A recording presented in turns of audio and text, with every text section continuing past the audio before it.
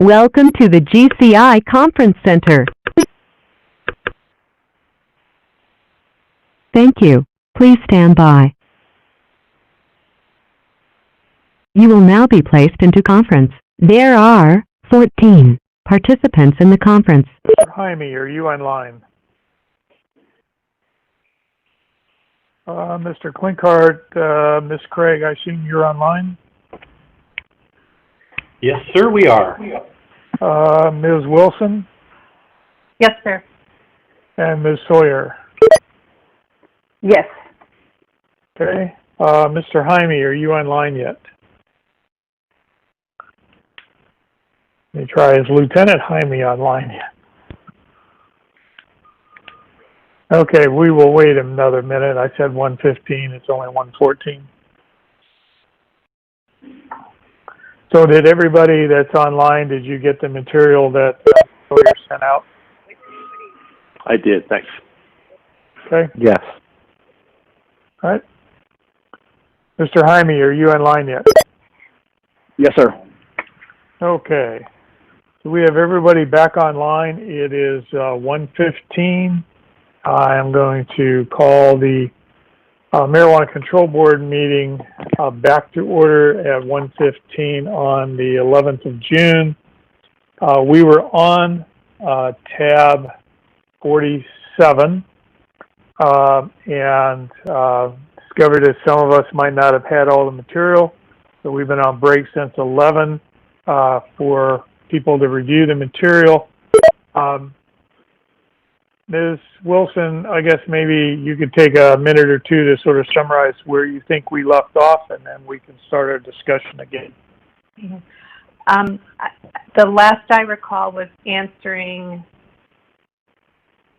I believe it was Schulte's questions about the at least three options the board has in order to determine if they would like to extend curbside past August 14th. Okay, so everybody's had a chance to review the material. Are there any questions based on that review? Yeah, Mr. Chairman, Bruce Schulte. Mr. Schulte. So I'll just preface this by saying I'm not interested in seeing this become a long-term condition, because that was a point of discussion at our last meeting, and I don't necessarily want to change that. It makes sense to me to extend the expiration of this emergency regulation to simply match what the governor's current date for the duration of this situation and what alcohol is doing. So I'm trying to figure out how best to accomplish that. Is that just with a change to this? What's before us now? Just put in the date in the draft of November 15th, 2020, where it says insert date here. So for both of them, it would be, yeah, we would insert that. Okay. And you could pick a different date. And then we would put that out for public hearing or a public comment period, and then would have to have a meeting prior to August 14th to review that and then to pass it. That would be step one. Okay. Okay, got it. So putting it out for public comment would be the first step, and then having that meeting. And okay, so all right, I think I'm clear on that. And I'm inclined to make that motion, but perhaps let other board members. I think we should put a motion on the table at this point. Okay, then in that case, are we still having discussion, or do we need a motion prior to the discussion? Well, I think I need going to do a motion and then have the discussion, Mr. Jaime. Yes, sir. And then we can right, we can amend the motion after it's made. Okay. Well then, in that case, so I'll start with the basics then. I move to put the regulations project before us out for public comment. Okay. Is there a second? Second. Okay. And then Mr. Jaime. Yes, Mr. Chairman. So Mr. Schulte conveyed all the concerns that I had. He did it very clearly.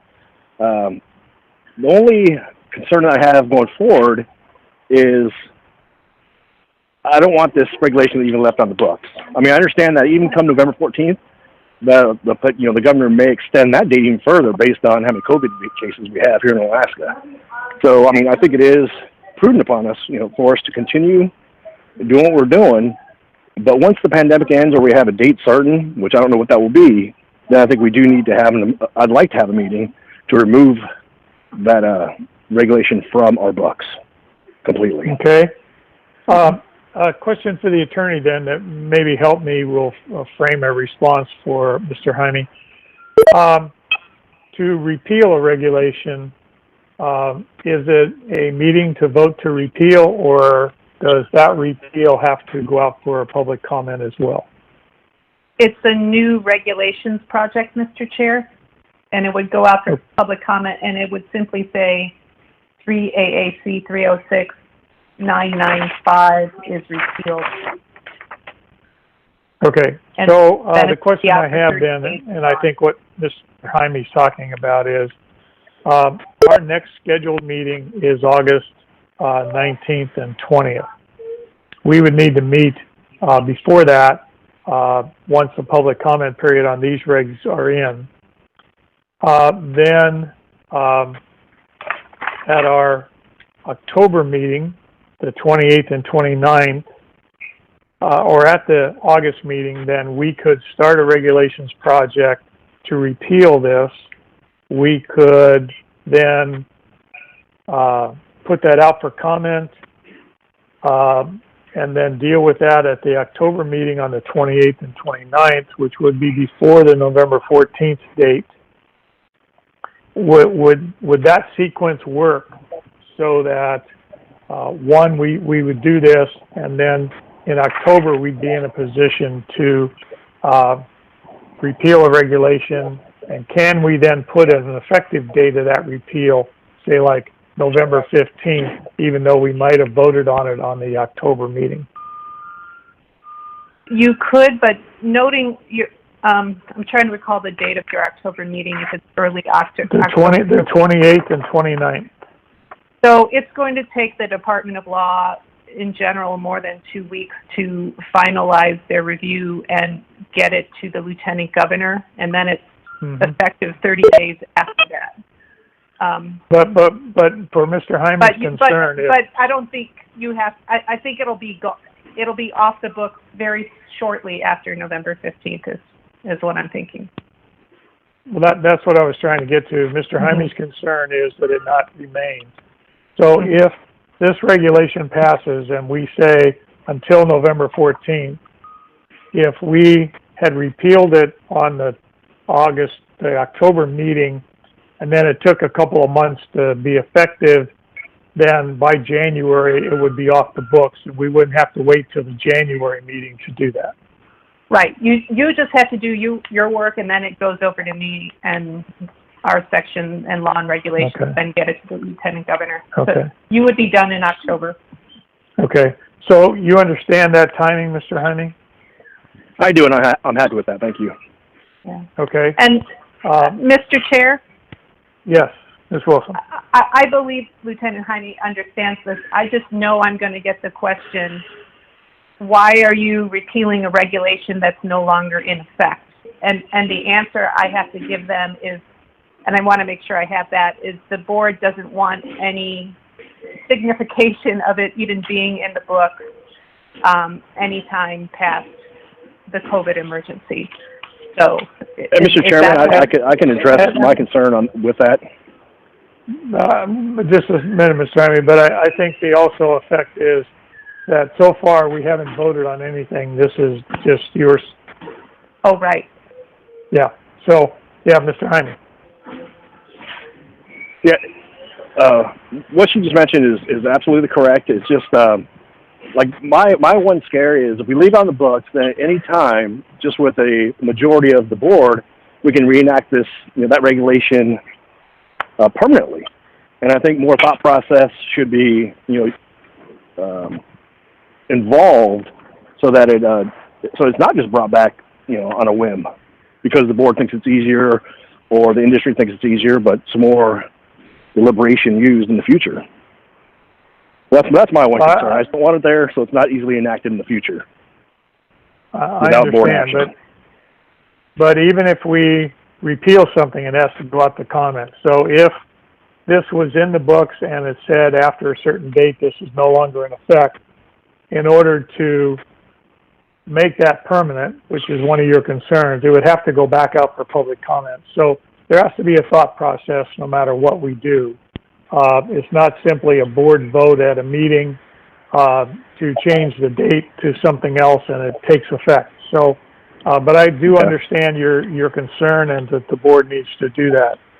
So as of right now, there is a motion to put these regulations out for comment with the understanding that at the August meeting, we will have these back and we can take our action and vote one way or the other. And then based on that vote, we may give instructions for other things to be done so that we can vote on a different regulation in October. Is that pretty much the understanding of the board? One clarification, Mr. Chair, you would need to have a special meeting in advance of your March to adopt them. Yeah, and we can try to figure that out after this meeting or at the end. I guess that would be up to you to determine. Once this goes out for public comment, you and Ms. Sawyer would need to work on when is the date that we would need to do this. So, and I know it would have to be before the 13th of August, but anyway. So we have a motion before us to put the regulations out, and that the date to be inserted, I don't think is part of the motion, but that would be November 14th, 2020, if I understand the conversation. Is that correct, Ms. Wilson? Jane, correct me, but isn't it November 15th that we did for the other board? Through the chair, it is November 15th. Okay. Is it okay with everybody that that be included as part of the motion? Works for me. Yes, sir. Okay. So on the motion to put this out for public hearing with the date of November 15th, 2020, in the place where it says insert date, Mr. Jaime? No. Mr. DeShock?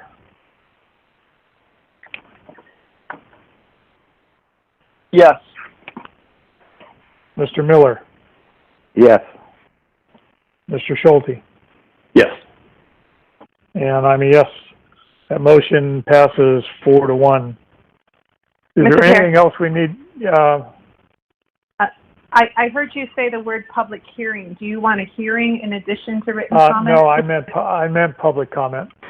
All right. Yeah. That was my question.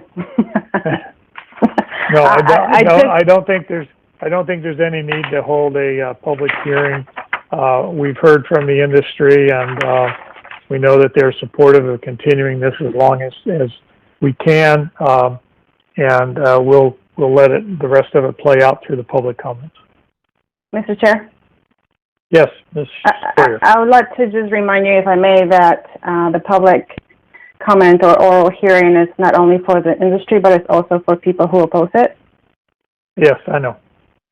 Thank you. Okay, so is there anything more we need to do with tab 47? Okay, then we are on to tab 48, which is a regulations project related to director of a corporation. And so is this Ms. Sawyer or Ms. Wilson? 1 second here. I don't believe it's me. Okay, this is Jane. Yes, Ms. Sawyer. Thank you. I'm just going to read off my memo here.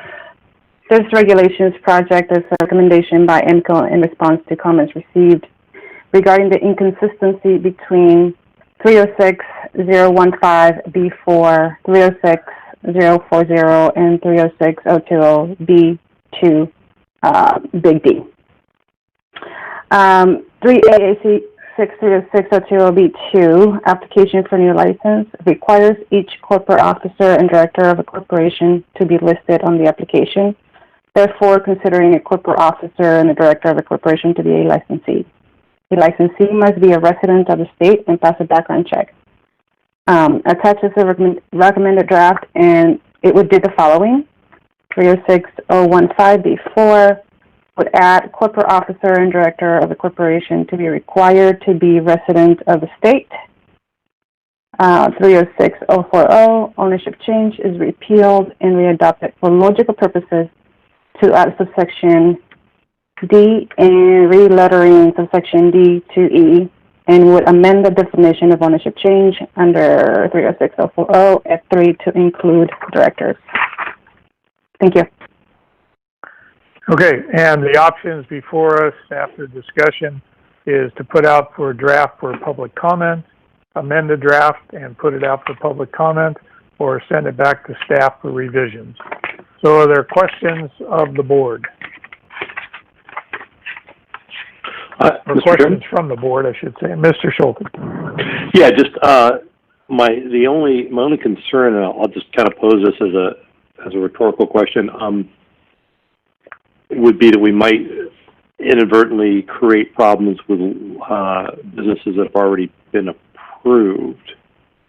I just wonder if there's a sense amongst the staff of that happening. Mr. Chair? Ms. Sawyer. If I can address that question, and from what I'm understanding, we already do this when we have the situation, so it wouldn't, in theory, it wouldn't be affecting any current licensees. Okay, that was kind of my understanding. Also, that's my only concern with it. All right, thanks. Okay. Mr. Chairman. This is Jaime. Just to clarify.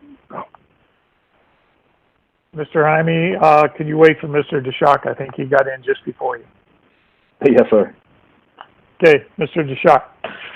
Thank you, Mr. Chair. So there must be some sort of change. I was reading through this, comparing it to the other stuff. There must be some sort of change in order for us to do it. My main concern, whether it's something that we're already doing, this isn't a change to the language, but when we're talking about this and we start talking about shareholder, etc., like what is the main change that we're doing as far as the residency requirements in a more simple explanation? My concern would be that you completely limit the ability for anybody to raise any funds outside of the state. So, when I don't really have a. I guess the explanation I would give, and Ms. Sawyer, Ms. Wilson can correct me. This doesn't change anything to the residency. We have always required that all owners be residents of the state.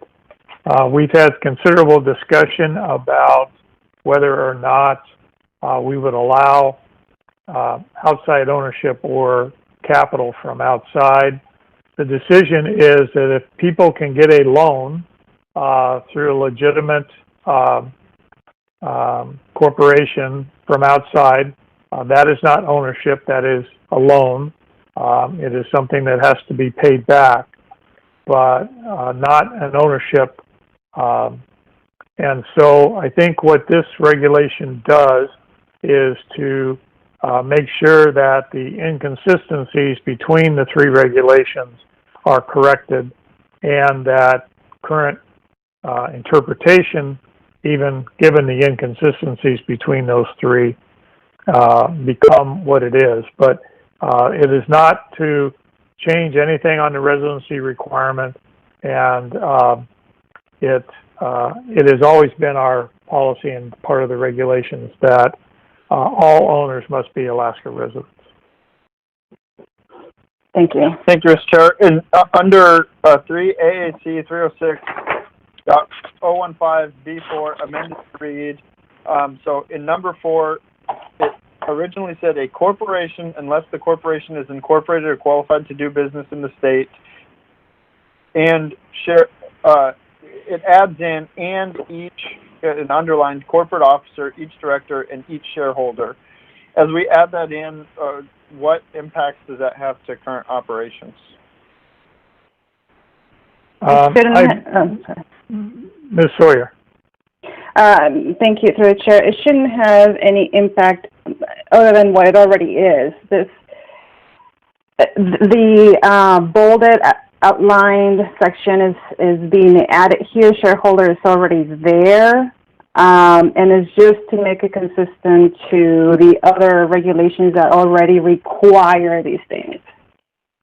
Okay, so my understanding of it then would be, in effect, it's not changing the way that anybody can do business now or will do business in the future. It is intended to be a language change to make it more clear. Correct. That's correct.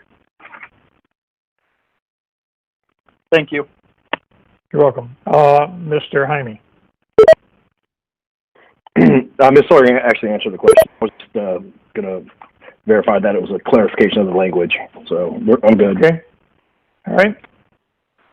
So is there any other questions or discussions? And if not, is there a motion? I would move to put this out for public comment. Second. Okay, it's been moved to put this regulations out for public comment. Been moved and seconded. Is there any further discussion? Okay, so on the question to put this out for public comment, Mr. Miller. Yes. Mr. Jaime. Yes. Mr. Schulte. Yes. Mr. Deshock. Yes. And I'm a yes, so we will put that out for public comment.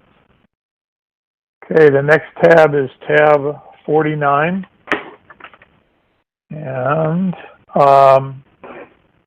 this is the regulations on the marijuana handler card.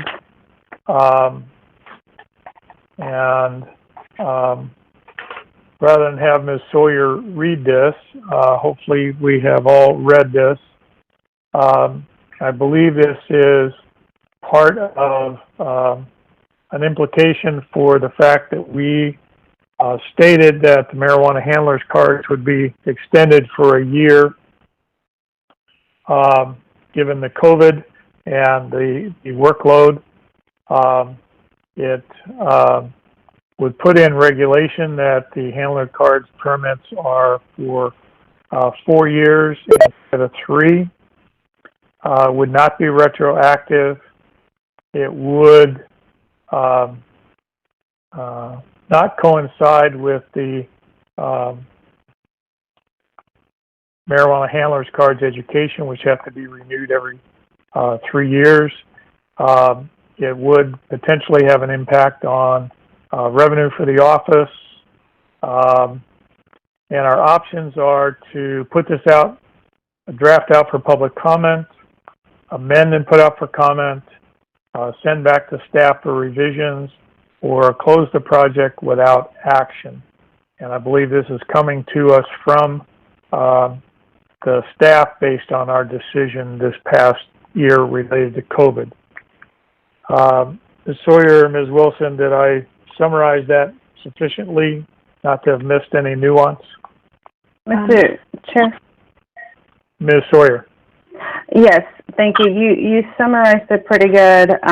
The one thing that I do want you to consider is that if you change the handler permit from 3 years to 4 years, to think about the fact that we have constant regulation changes and that some of these handler permittees are only getting their knowledge through a course provider.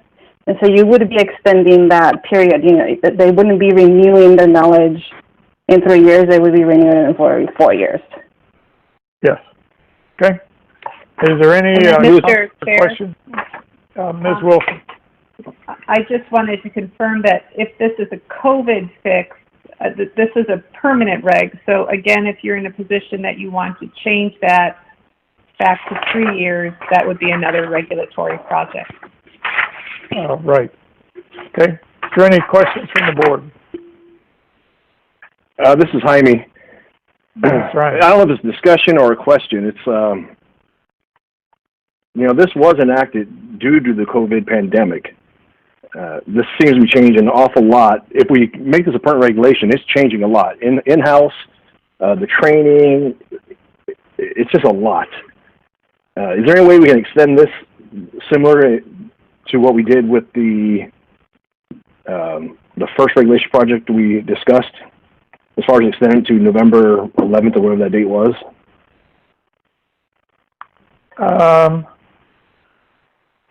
I'd like for this to go away or not take action on it. But if we do that, then it, come the end of the extension, it just goes away and it leaves everybody in limbo, which I don't want to do. Right.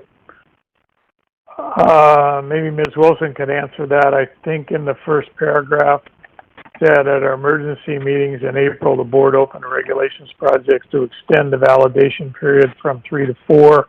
This is being brought back to us for that.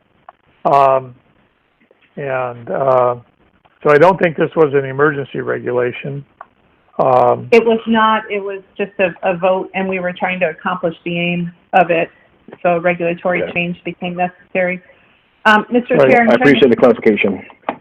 A way, though, to say the director shall issue maybe a new section. I hate to do this, PJ, and I'm just talking it through, but we could say in section 2, subject to paragraph, whatever that paragraph might be, the director shall issue a marijuana handler permit valid for, and keep that 3 years, and then create a new paragraph that says, for the year 2020, the director may issue handler permits valid for 4 years from the date of completion. It's messy. I mean, if something like that is what you would prefer, I can work on the language of it for you. Mr. Chairman, just from my standpoint, I could support this regulations change with that addition. Okay. Any other questions or comments from the board? Mr. Miller. Mr. Miller.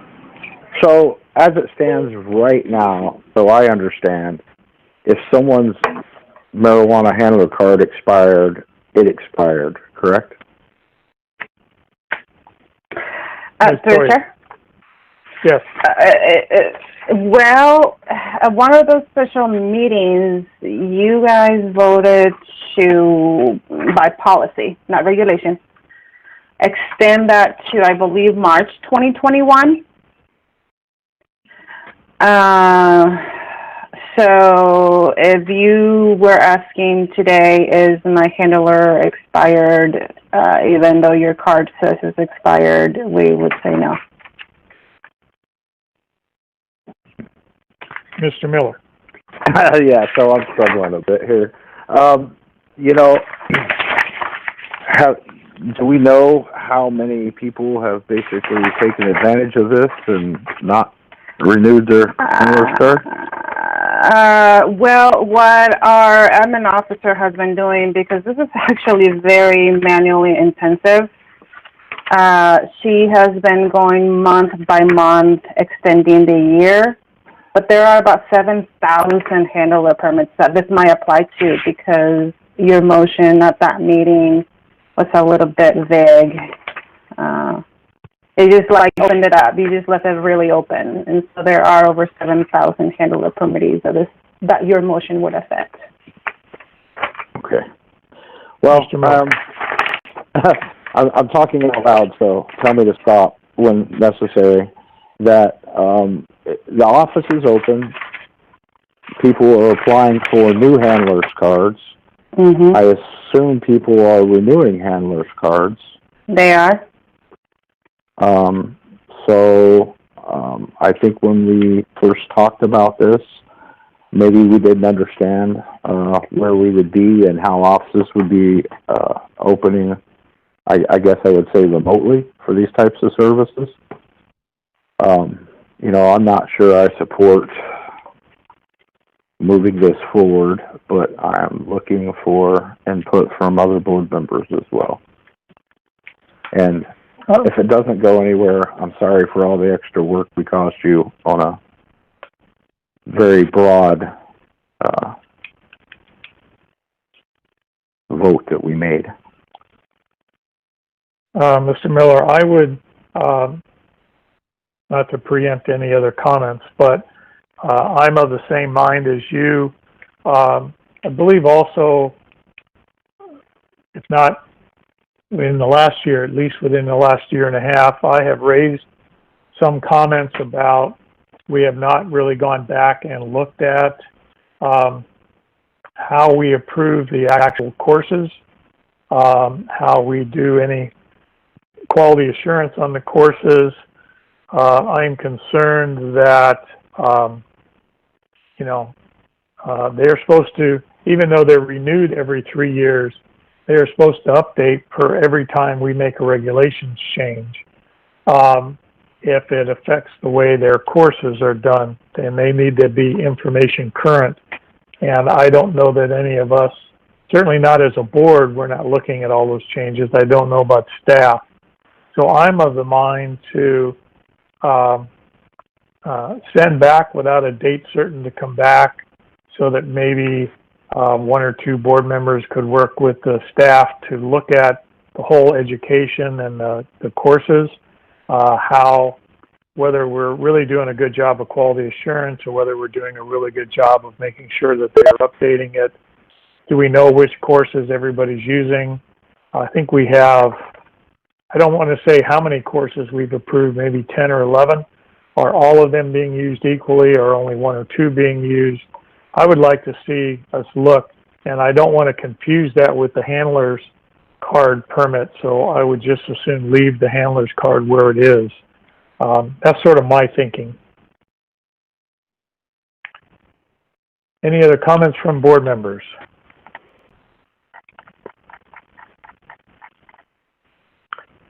Seeing none, is there any motion on this? I guess I would entertain a motion to close this project and to ask staff to maybe do some thinking and brainstorming around the way in which we monitor and approve the education programs. Mr. Chairman? Mr. Schulte.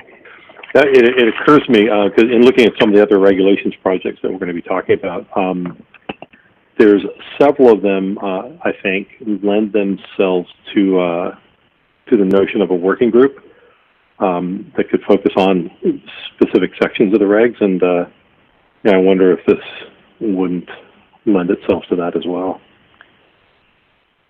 It might very well.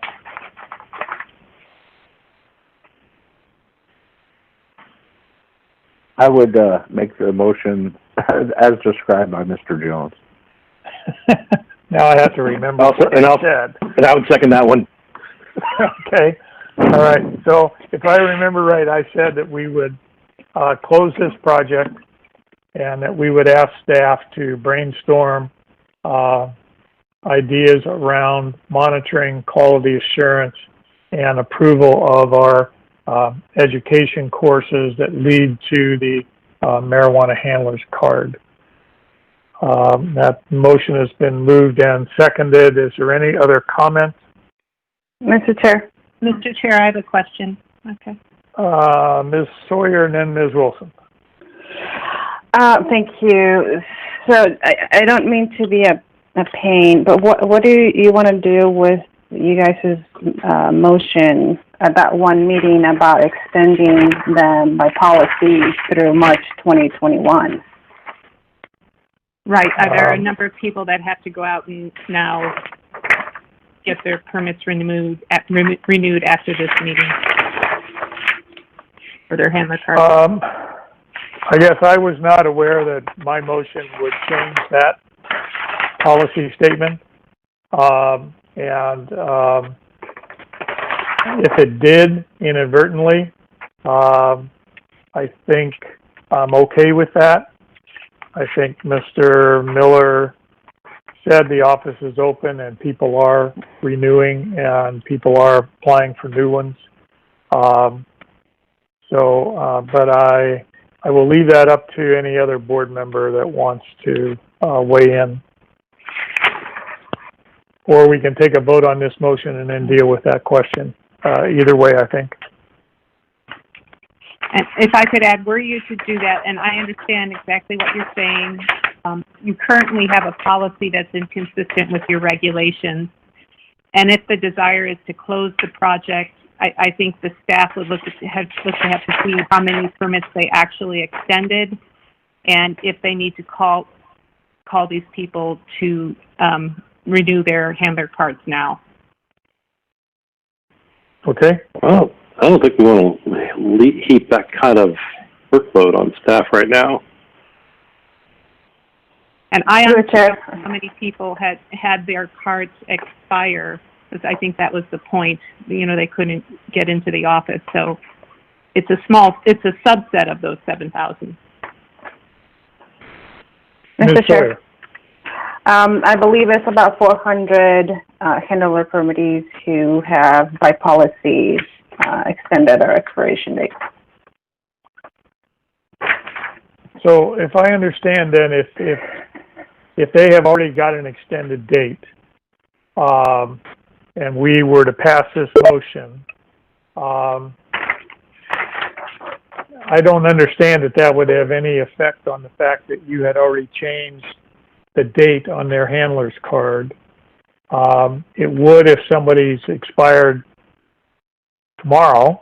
You would not extend it, and they may have to scramble to get the course done before they can renew their card, which means there may be a gap of a week or two. Am I correct, Ms. Wilson, or am I wrong in the fact that if we were to close this project out without any action, that all those 400 have to be notified that their expiration date is no longer valid? Yes, I would say that would be one way to handle it. The other is to realize you have a policy that's inconsistent with regulations, and you're just going to, I have a hard time even saying this, you're just going to let it go unaddressed until next year. Okay, but I understand that, and that's why I was thinking that if we pass this motion and then we could deal with the next, or whether or not we rescinded our previous policy, and would maybe make a motion to remove our previous policy, but any licenses that had been extended remain valid until they expire next year. I don't know, but I'm trying not to have two motions on two subjects all at one time, but your view is that my motion that's out to vote basically nullifies our policy. I don't think you nullify your policy until you take a vote to nullify your policy. I think if you close this project, that's one vote, and then the second is we have this policy that we issued, we retracted it, and what should we do about the people who benefited from it before the retraction? Okay. So let's clear the motion that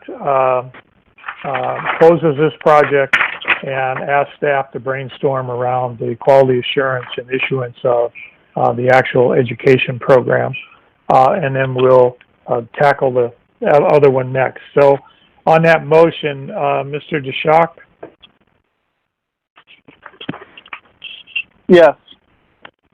Mr. Jaime? I'm confused what we're voting on now. Are we voting on rescinding the motion that we just discussed? No, we are voting on closing this regulation project. Okay. Yes. And okay. Mr. Miller? Yes. Mr. Schulte? Yes. And I'm a yes.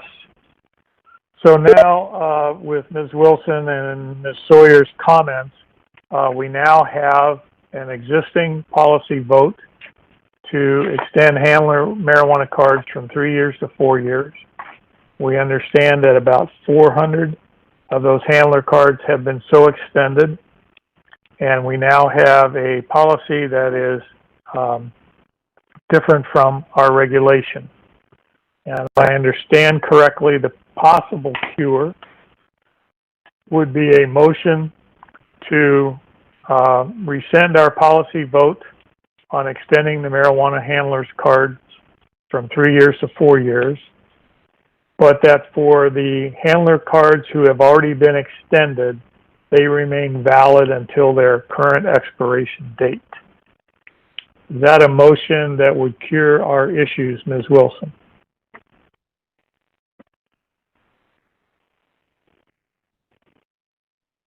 I'm pausing because you still have people who have handler permit cards that are good for 4 years instead of 3 when your regs say 3. That said, they already have, they could argue estoppel that we somehow took away something we already granted. I think it creates a legal issue, Mr. Chair, but it's going to be a legal issue for these 400 people. We might be able to contact them and say, we prefer you to renew now and show proof of whatever education you might need. And maybe that'll solve the problem for, 75%. Or you can just proceed with the vote that you, with the motion that you made. I have a hard time saying it's going to cure issues because it does practically, but not legally. Through the chair. Ms. Sawyer. I just wanted to add something to this. The people that were extended by this policy don't actually have a card that says that it expires next year. It's just in our system. Oh. Okay. Any other questions from the board or any other suggestions on how to proceed? So, this is Jaime, just a quick, oh, no, I'm sorry, go ahead there, Nick. sorry. Okay, so we could leave the policy in place as it is, and that would give the folks whose cards have been extended. I guess I don't understand, and maybe we could help with my memory here, is I thought the intent of extending these dates was not to extend everybody, but to extend those people whose cards expired, like through this pandemic, right? If my card expired in July of 2021, I guess when we first took this up, if someone can, help me refresh my memory, I didn't want to extend them. It was just cards that had expired in the last, during this time, or were getting ready to expire during this time. Yeah, I think through the chair, and I think, and I think I might have the numbers wrong as far as the 7,000. I think it's more of 2,600. I'm remembering another number now, because I think what your motion did, I can't remember exactly the words that you used, but it was something along the lines of March 31st of this 2020. Anybody that expired or expires starting March 31st, 2020, they get automatic renew extension. March 11th, 2020. So the way that, sorry. No, Ms. Sawyer, continue, please. Sorry.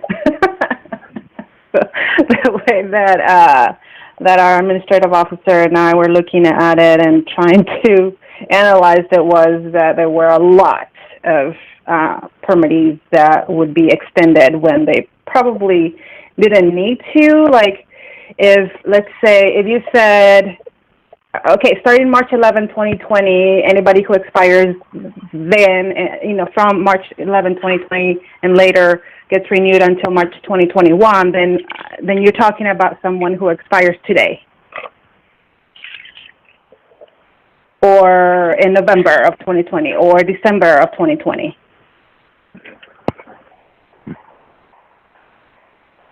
Okay. Mr. Miller, does that clarify, or you have other questions? I think that clarifies for me that I guess that's what I thought we were doing, but I guess in all practicality, that's not what we did. Okay. You know, I would not like to retract the policy. I know it's inconsistent, but so are the regulations.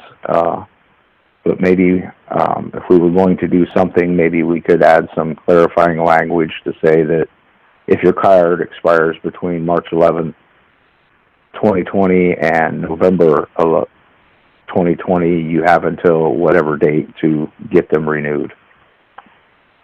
But maybe that's too much as well. Okay. Mr. Jaime. My concern was actually what Mr. Miller stated as well, but it was a policy made during an emergency, board. I understand there might be some legal ramifications of just canceling that policy, but it was put in place for a specific reason, to extend during the pandemic people who weren't able to go in the office. They are able to do that online and go to the office now. So I don't see, that's why we have a lawyer. If there's issues, they can deal with it in court. I'm sure I think this policy should be rescinded. You can try sending out an advisory that anyone who did not get their handler card normally extended because of this pandemic now has to go back to the regular procedure and notify.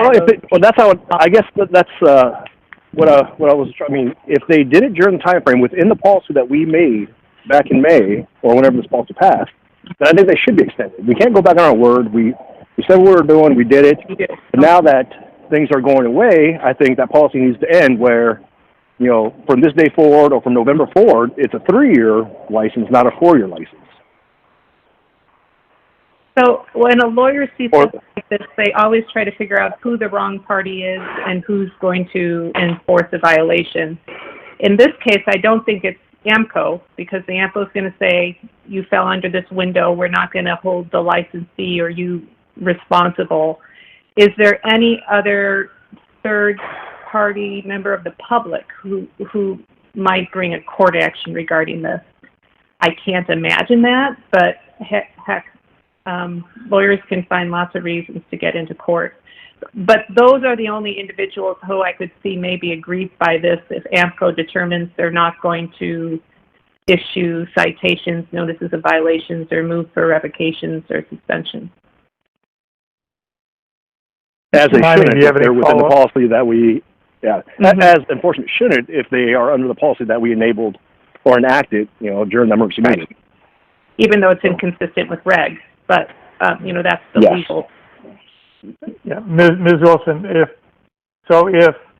I had a handler's card that expired April 25th of 2020, and I applied for a job today, and my prospective employer asked me for my handler's card, and I gave it to them with an expiration date that was about a month and a half ago, my employer might say, your handler's card's expired.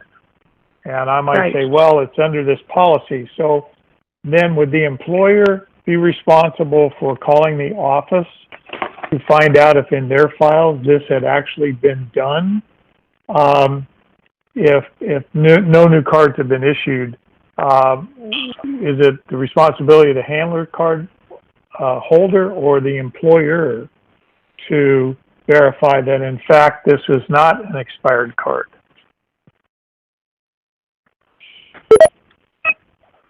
You ask such good questions. And the reason I ask is, I wonder what Mr. Miller thinks about that. I think the employer might want to look into that if they're hiring someone new with a card that expired in April of 2020.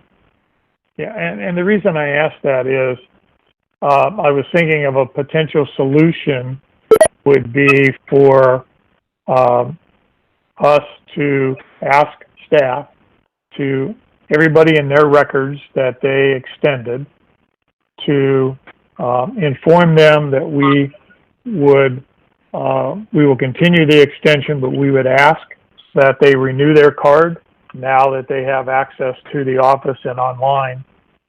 And that in the meantime, if we're going to have a special meeting in July to deal with the regulation we just dealt with, that we get some numbers of what the effect is, and maybe you and Ms. Sawyer can work on a better motion or amendment to our policy, and we can deal with that in July. But today, we would simply ask staff to put out an advisory that the board is considering altering the policy, that we show their cards had expired after March 11th of 2020, and we would ask that if they are in a position to have those renewed, that they do so. Would that help us today and maybe postpone any legal, causing you any legal issues to allow you to work on how we might make a motion that would cause you less legal problems? I always prefer a deliberative process where I can talk to a number of people, so yes, sir. Okay. Is the board comfortable with that direction where staff would notify the individuals that we would like them to renew and that the board is considering changing the policy, and that we will add this to the agenda of our special meeting to deal with the curbside policy that we will do sometime in early July? Through the chair. Mr. DeShock. So what I'm having trouble with thinking through this right now is the industry will be a far better solution than staff or anything that we can do as long as we have very clear guidance. So to me, I'm unsure, and I know that it could be hard work or take a little bit of time. I am certain that if I had that there must be a list of permits, marijuana handler cards. Somewhere there's a database. There are.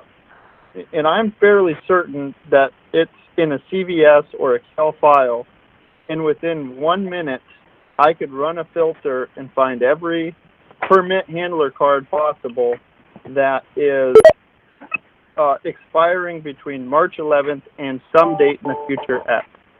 If I had that list, I could put together an email to all of the owners and say, run your numbers against this if you have it, because this is when this expires. I think we've got to bend over backwards for the industry here because there's so much uncertainty. And between staff and the board, we just need to have a date, and we will never be able to solve it as well as an owner and a marijuana handler card themselves will be able to solve it. Mr. Chair. Thank you. And I think that's basically what the staff would do to notify those people. Ms. Sawyer or Ms. Wilson, I couldn't hear the voice. Yeah, this is Jane. I just wanted to let Mr. Deshak, I'm sorry if I mispronounced your last name, that we do have a system that we can filter, but it's not a 1 minute thing. Believe it or not, our system, marijuana system, which is the newest one that we have, does not sort it by expiration date. We have to request to IT to do that for us. That sounds insane. I mean, I'm not saying that that's not true, but that sounds insane that a VLOOKUP wouldn't be able to pull, you know, the first 6 data points from a cell and then repopulate it and then filter from there. But I'm sure that I do not know the system. And I agree. I'm sure that's what IT can do, but not an end user can do. Correct. And having done some database stuff, I know the difference between an end user and somebody who developed the system. And the state has some pretty strict rules around who gets to develop what systems. And I know that this office has struggled to get IT services from the Department of Commerce sufficient. We don't have our own IT staff, so it is department staff, not our office staff, that we have to request that from. But so I guess my solution would be to do that level of notification, have the attorney and the regulations and the director look at all the legal issues and add this to our July agenda item so that we can have something that minimizes the legal issues identified by the attorney. Is every board member comfortable with that process going forward on this? Okay, I don't hear any objections for that. Mr. Hyman. No, I said I'm comfortable with that. Oh, okay. I thought you said uncomfortable, so. Okay, so Ms. Sawyer, Ms. Wilson, Director Klinkhardt, is that clear enough in a muddy stream direction? Yes, sir. Yes. Okay. And I want to make sure that Ms. Sawyer knows that I'm trying to be a little less consistently inconsistent. Thank you for that. And we will also consult whoever has to be making all these phone calls. So yes, okay. In the AMCO office, but we'll do that. All right. Okay, so I think we're now done with tab 49. And we're on to tab 50, and I believe all of these are the next set of regulations and tabs are public comment period closed. And so we will start with tab 50, which is the sales limits under 3 AAC 306.355, and our options before us are to vote to adopt, amend and put out for public comment, send back for staff revisions, or close the project without action. I believe there are 6 public comments which are attached. And I also believe, if I remember correctly, none of those 6 comments were in support of this regulation. So is there any comments that staff want to make about this regulation? Okay, hearing none, is there any comments or questions from the board? Yeah, Mr. Chairman, for Schulte. Mr. Schulte. Yeah, so as you pointed out, we did have some public comment. None of it was supportive of this change, and actually, I find their arguments quite compelling. Since you and I were both in the room when this portion of the regs was developed, with benefit of hindsight, I realize now that even what we had was based on assumptions that have since proven to be not entirely accurate. But I think that to adopt this reg as written would be, I think would be doing people a disservice and not really solving anything, not in any effective manner. So, just some thoughts, I guess, before I make a motion. I guess I'll let the others speak to it. Okay. Any other comments from members of the board? This is Jaime. Mr. Jaime. Yes, sir. Just so that I'm aware, this is just clarification language to make it consistent with the various subsections, correct? And we're not looking at changing the policy of increasing how much THC is allowed or anything. It has nothing to do with that. It's just clarification. Mr. Chairman, may I speak to that? Mr. Schulte. And only because I actually wrote this section, and so I have some insights on it. The ballot initiative limited the sale to 1 ounce of marijuana. Now, and there might have been some other verbiage, but that was about as far as it went.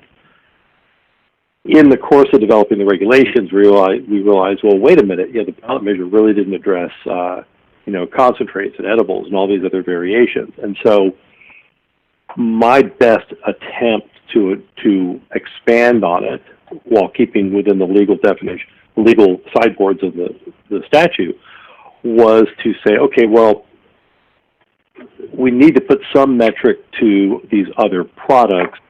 Let's suppose, for discussion purposes, that an ounce of marijuana at 20% potency is equivalent to 5,600 milligrams of THC. Therefore, we're going to limit these other products to 5,600 milligrams. It seemed a rational and reasonable choice at the time,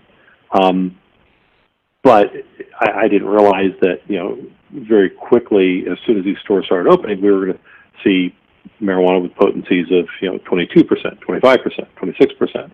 So the original assumption on which that 5,600 milligrams was based proved to be flawed right from the outset.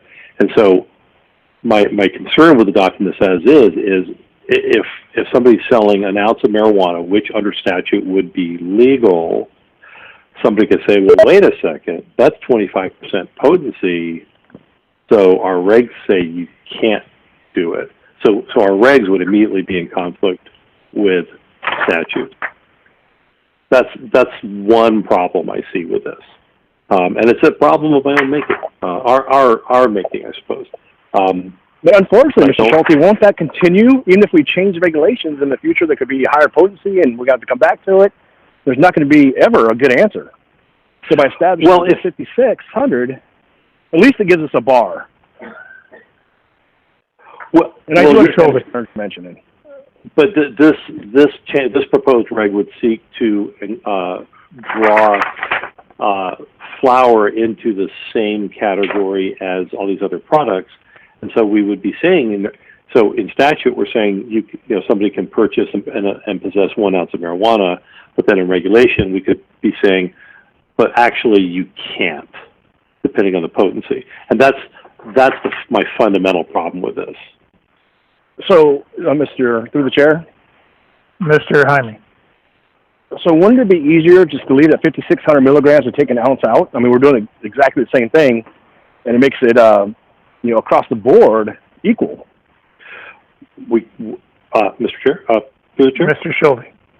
We can't, because the ounce is defined in statute. That terminology was in the ballot measure and is therefore part of AS 1738. And we can't change that. Only the legislature can. Mr. Chair. Ms. Sawyer. If I may, I believe what this regulation is intending to do is to precisely get rid of the confusion that Mr. Schulte just commented on. Right now, and I wish James was on the phone, because don't bite my head off, because a lot of these I inherited them.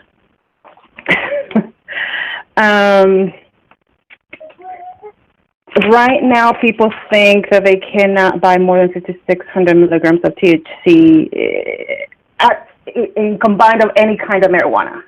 What this is trying to do is to say, I can buy no more than an ounce of usable marijuana, regardless of the concentration of THC, or not more than 7 grams of marijuana concentrate for inhalation, or not more than 5,600 milligrams of THC in combined sales of marijuana and marijuana products. And I probably think I know what Mr. Schulte is talking about now. Thank you. Mm-hmm. And passing this regulation or not, passing the regulations would make the changes that are here. Not passing the regulation means that the current regulation stays in place, which says marijuana or marijuana products, if the total amount of marijuana products, and both marijuana and marijuana products sold contains more than 5,600 milligrams of THC. That which is in brackets and capitalized is existing regulation. So if we don't pass this regulation, instead of the underlying becoming the regulation, the capital letters stay the regulation. Just want to make sure everybody understands the way this works. The 5,600 milligram limit in current regulation remains in effect if we say no to this. So just to make sure that everybody understands how this particular regulation is written and the way you read the regulation. So, Mr. Schulte, did you have another comment, or anybody else? I don't have any other comments. Okay, Mr. Hyman? This is Jaime. The only comment I have is, like I said at the beginning, this is just clarifying because I remember the board meeting last year in Fairbanks, I believe it was. The industry members were, upset with the regulation because it's so vague and, they didn't know what they could sell or what they couldn't sell based on the different subsections. At least this clarifies that a little bit. Now, if there's going to be future regulations product to increase how much, THC is allowed, so be it. But at least this clarifies the language that's on the books now, is my only. Okay.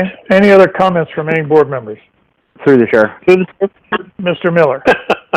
So Then Mr. DeShock. I do support passing this regulation, but at the same time, I would also request that staff and board members or working committee, whatever, come back and visit the 5,600 milligrams to make sure that that is a number that it should be.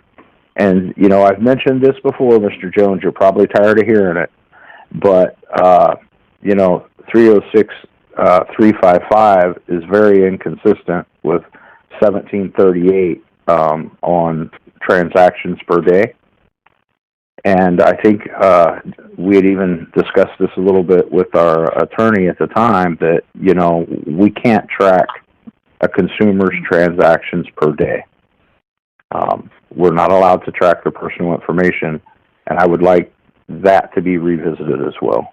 So, Mr. Chair, Ms. Wilson. in response to that, has anyone ever considered adding the word knowingly into the first sentence?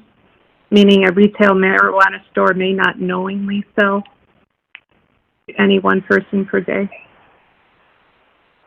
I would, through the chair. Mr. Miller. I don't remember the date we amended and changed these regulations, but at one point it said per transaction, and then I think sometime about a year ago, the regulation was changed to say any one person per day, and I think that's about the only discussions I can remember having about it. Mr. Miller, I think you're correct. I think our initial discussion as we were developing these all from whole cloth was if we were going to set limits, how would we know and how would a vendor know? Given 1738 says you can't track it. I think we have subsequently found that a lot of owners are tracking their customers because they want to send emails to their customers and they want to do other things. So I do think they are tracking their customers.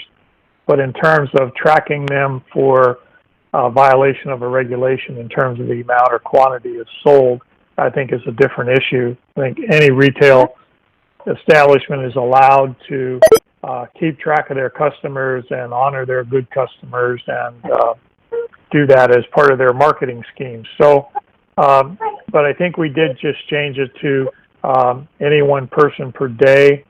It was our attempt early on in the process to try to deal with the fact that a person would buy an ounce, 2 hours later come back into the store to try to buy another ounce. We know we can't prevent them from going from store A to store B to store C in the same day and buying an ounce in each store, but at least within a single store, we wanted to try to somehow limit that. But I know that we don't necessarily always achieve that goal. Through the chair. Mr. Hyme. The fix that Ms. Wilson mentioned, knowingly from a law enforcement perspective, knowingly is a high burden to meet. I think that would resolve a lot of the issues or concerns from the industry. Thank you. Mm-hmm. Okay.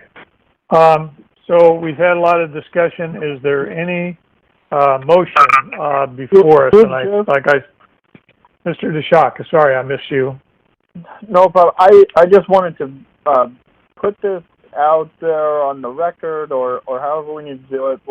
When I look at these at this regulation, I think the direction that we as a board need to go in the future when we're looking at AAC 306, 355 we really need to separate the marijuana, the ounce of marijuana flower product from the other concentrates, etc., edibles. I think we want to get. I think we want. Whoever's laughing, you're blocking the ability of our board member to talk with us. We want to get there because we tax at the ounce level, and if you have a higher potency strain, then the unintended consequences is that we're not looking at the milligrams. Now we're looking at how accurate is the scale, how much is a retailer going to have to break down the different things and sell at different rates. And so I think the unintended consequences of that are larger, and that's where I would like to see us go as a board. Okay, thank you. So we've had our discussion. Our options are to vote to adopt, amend, and put out for public comment, send back to staff for revisions, or close the project without any action. Is there a motion before the board? Mr. Chairman. Mr. Schulte. I move to close this project without action, and if I can get a second, I'll speak to that. Is there a second?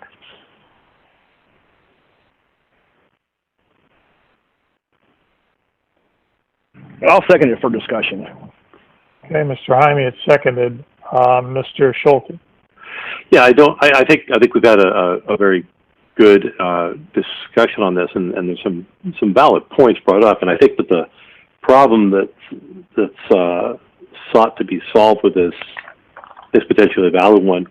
But I do think there's some fundamental problems with it, and moreover, I kind of feel like in some of these cases we're kind of nibbling around the edges of these regulations, and I'm thinking that 4 years in we're to the point where I would really rather see whole chunks of these regulations reviewed carefully by some working groups, so that we can have some meaningful evolutionary changes to these regs, rather than just sort of tripping around the edges periodically, because already we're seeing some unintended consequences of some of these changes. So I'm not opposed to this in principle. I just don't think that this is the way to do it, and certainly not with this language. Okay, is there any other, Mr. Jaime? I do appreciate Mr. Schulte's concerns, but this clarification language will help the industry. So I'd like to make an amendment to the original motion to vote to adopt this language. I don't think you, let's see, trying to think. There is a motion on the floor to take no action, and so your amendment would be to change that to adopt as written. Is that correct, Mr. Jaime? Yes, sir. Is there a second to that amendment?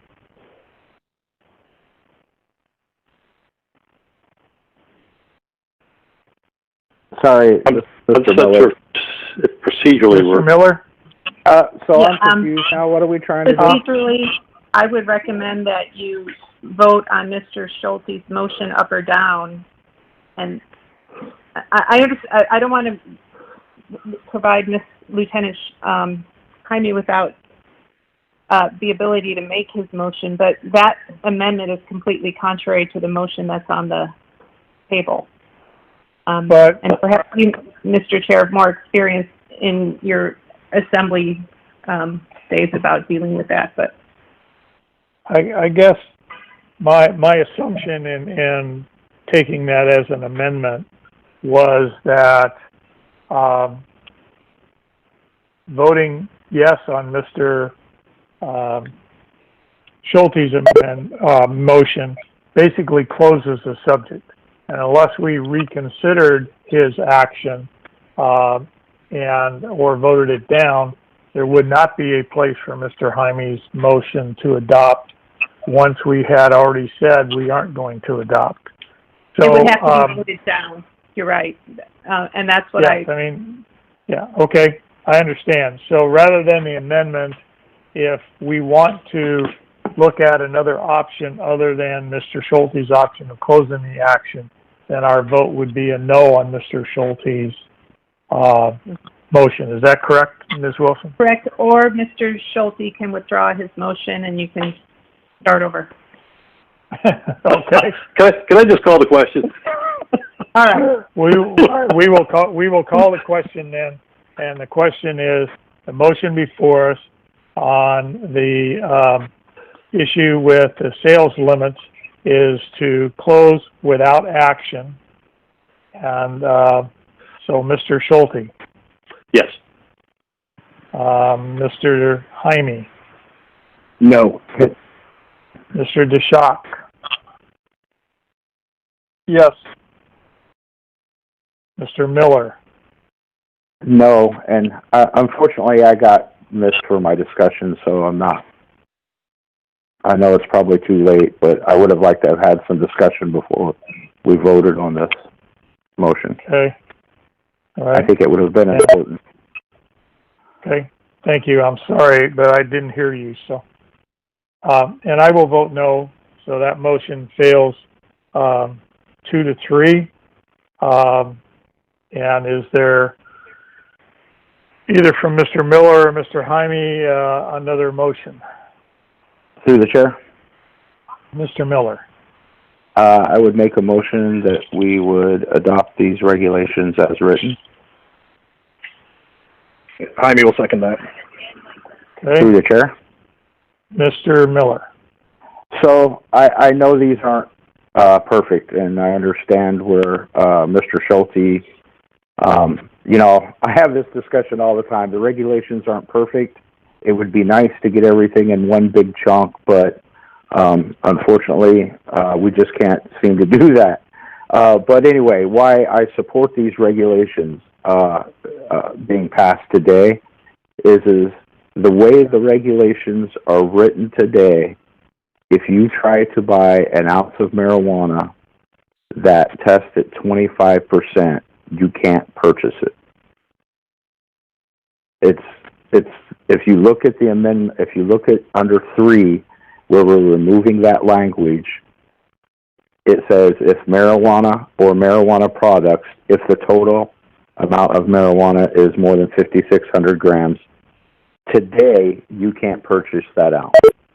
So what this is doing is it's separating the flour and the concentrates to where you can buy an ounce of flour regardless of what it tests at, and you can buy 7 grams separately, not same day, obviously, but it does clarify the regulations. I think there's a lot of confusion as to what we're trying to do here, but that's, these regulations are clarifying it, that you can come in and buy 1 ounce of flour regardless of what the test results are. That was a long way of explaining something that's very confusing. Okay. Is there any other discussion? I just want to make sure that that's the correct interpretation. Mr. DeShock? Yep. Sorry, Mr. Chair. I just want to make sure that that is precisely the correct interpretation when we go to vote on it, that regardless of the potency, you're going to be able to buy 1 ounce flour. Ms. Wilson.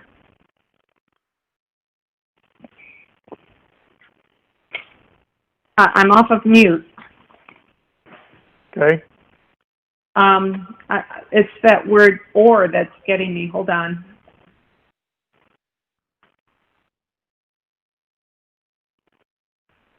I believe that is correct, but I want to read it one more time. It's always my understanding that as you read this, after the semicolon and after the second one, it says "or," so you imply that after the first one, it's also an "or." Right. So that means I, as a store, may not sell more than 1 ounce or more than 7 or. And right. Mr. DeShaw, can you repeat your question? You wanted to be sure what? I was just trying to make sure that or really was the correct interpretation, because with the or understanding it that, as Mr. Miller explained, then I am very supportive of that. I just wanted to make sure that that or was going to be in the interpretation. Then yes. Okay, any other discussion? Mr. Chairman.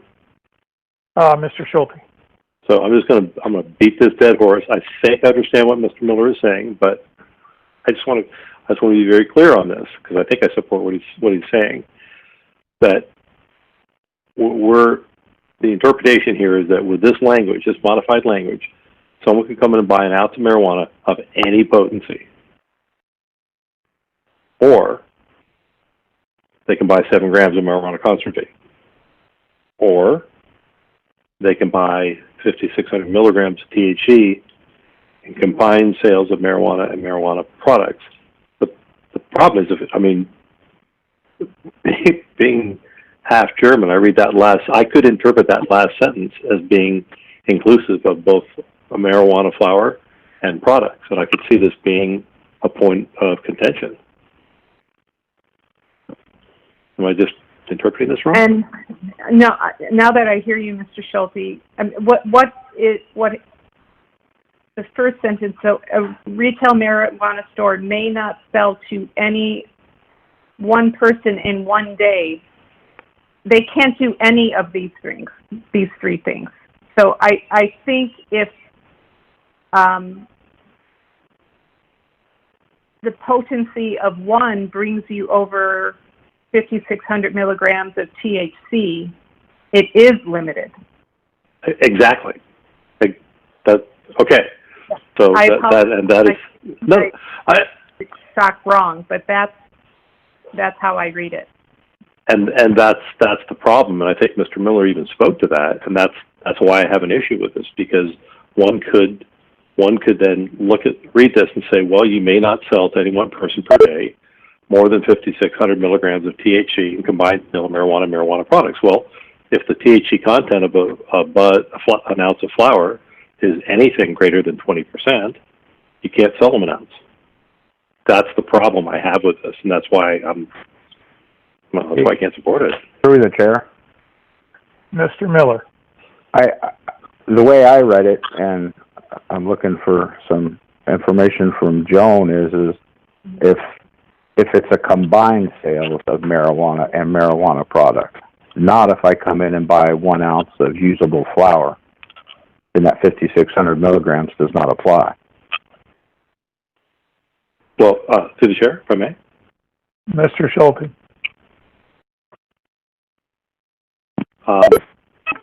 If somebody wants to buy an ounce of flour at 28% potency, and they want to buy a single edible of 50 milligrams, they can't do it. And they couldn't do it yesterday. But yesterday they couldn't buy 1 ounce of 28% marijuana based on our regulations. Again, it's not perfect, and we can address that other stuff going forward. We're trying to fix the 1 ounce of flour purchase problem we have today and for the last 3 years.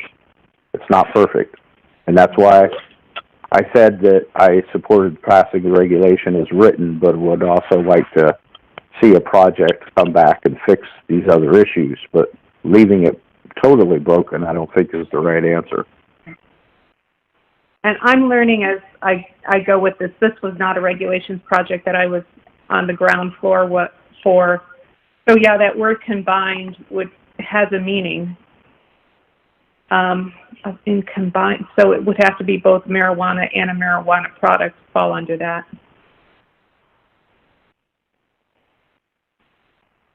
Do you agree, Mr. Schulte, or Mr. Chair? I do. Mr. Chairman, if I may, a question from Mr. Miller? Yes, please. Nick, in your experience, what is a...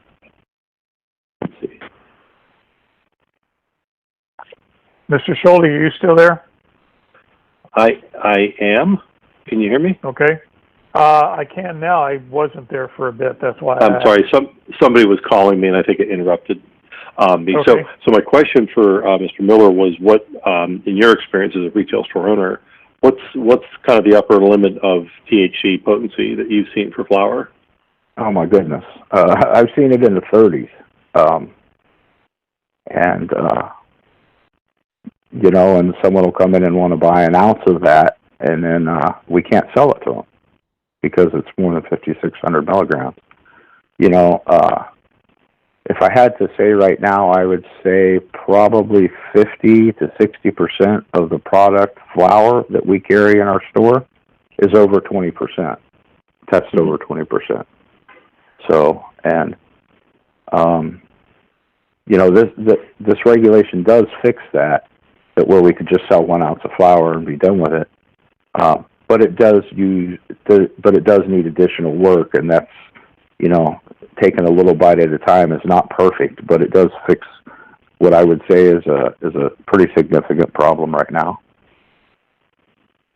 Well, we could amend this motion to change the 5,600 to embrace higher potencies. We could, but then I'm pretty sure we'd have to put it back out for public comment, and then that would delay this regulation yet again, at least another 90 to 120 days.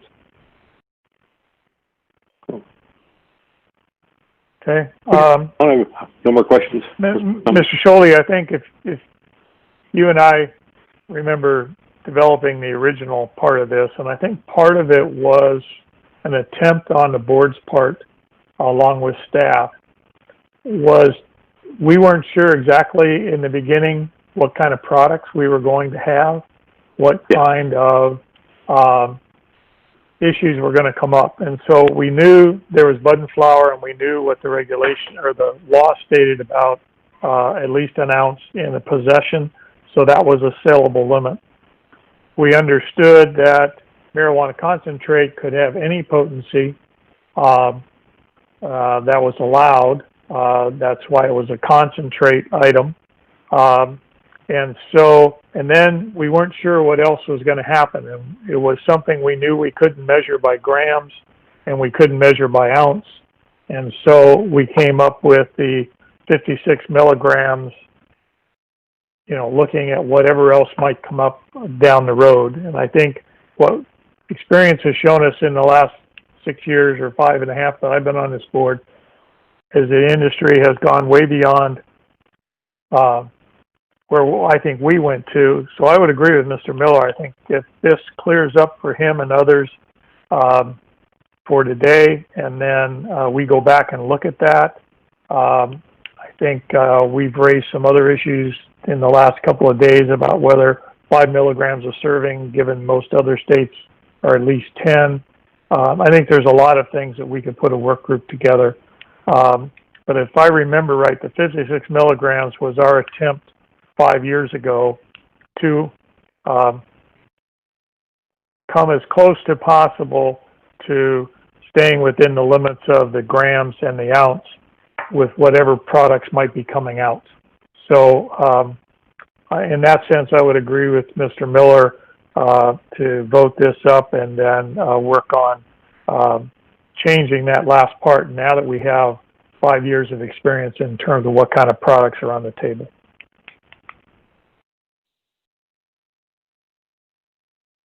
Okay, are there any other comments or questions before we vote? Here, I thought we were going to get done early. Okay, the motion is that we motion to adopt the regulations related to limits under 3 AAC 306-355 to vote to adopt these as written. Mr. Miller? Yes. Mr. Schulte? No. Mr. Jaime? Yes. Mr. Deshock? No.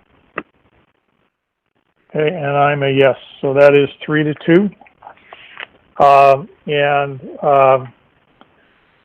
Would ask Director Klinkhart to add this to his growing list of possible subjects for work groups, and which maybe now that we're going to try to reopen, he and I have to have some he and I and Ms. Wilson and others may need to have some pretty lengthy discussions in the next few weeks about how we might start that process.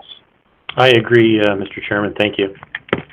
Okay, so we are up to tab 51, which is quality control, sampling, and exit packaging. And I believe that this does two things. It requires a quality control sample distributed by a cultivator or manufacturer to be tested before it's distributed to the licensed employee.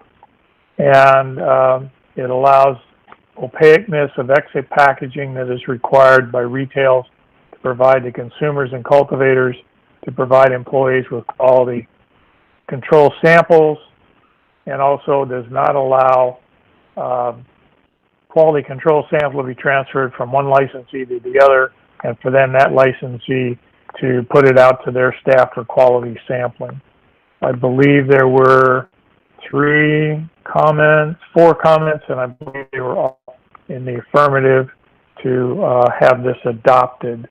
Is there any questions or comments from staff on my summation? Okay, hearing none, is there any questions or comments from the board to staff or the attorney? Okay, is there a motion? Through the chair, one quick question. Mr. Miller. Is this only, I saw one of the public comments said they would like to see this go over to the manufacturing side as well. Is this only for cultivations? Can someone refresh my memory? To the chair. This is Jane. Ms. Sawyer. It's also for manufacturing facilities, Mr. Miller. It's on the second page of the draft, 65577. Okay, thank you. You're welcome. Okay, is there any other comments, or is there a motion? And our options are to vote to adopt, amend, put out for public comment, send back to staff, close project without action. I move to adopt. Is there a second? Second. It's been moved and seconded. Is there any further comment? Okay, Mr. Jaime. Yes. Mr. DeShock? Yes. Mr. Miller? Yes, sorry. Mr. Schulte? Yes. And I'm a yes. So tab 51 is taken care of. We are now on to tab 52. And this is a public comment period that has ended. This is a regulation on administrative hold and seizure. We opened this project in 2020. Summary of the changes are: inspection and investigation adds a provision to allow administrative hold, seizure in place, marijuana and marijuana product by the director, an enforcement agent, and seizure of marijuana or marijuana product is repealed and readopted. Add the provision regarding administrative hold. And 3 AAC 990B adds a definition of probable cause. This was out for public comment, and there were no public comments received. Our actions are to vote to adopt, amend, put out for public comment, send back to staff, or close project without action. Is there any comments from staff?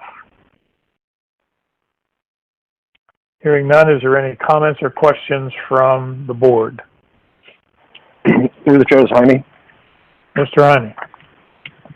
Yes, sir. I just want to clarify with staff that this is just another tool for enforcement so that seizures are taken care of in a more appropriate manner. Through the chair, this is Director Klinkert. Mr. Klinkert. And the lieutenant has that correct. This was the idea of making sure that the director and the staff is using good, proper ways of being able to put something on hold in a way that makes sense, that isn't that we're doing it right in a way that is listed in the regulations. This kind of came from, and I remember talking about this in January when this first came up, based on a case involving plants, a large number of plants that had to be put on hold, and that there really wasn't a way to do that easily and fairly. And so this was kind of a way to be able to give staff the enforcement tool, but at the same time still preserve the plants and the information in a way that should, down the road, the licensee be found to have no problem or no issue, that it minimizes the risk, and yet still holds enforcement and myself to a high standard of being able to say, if we're going to put this on hold, you better be able to articulate it in such a way that you have a high amount of evidence at the time. Over. Mr. Jaime, did that answer your question? It did, sir. Thank you.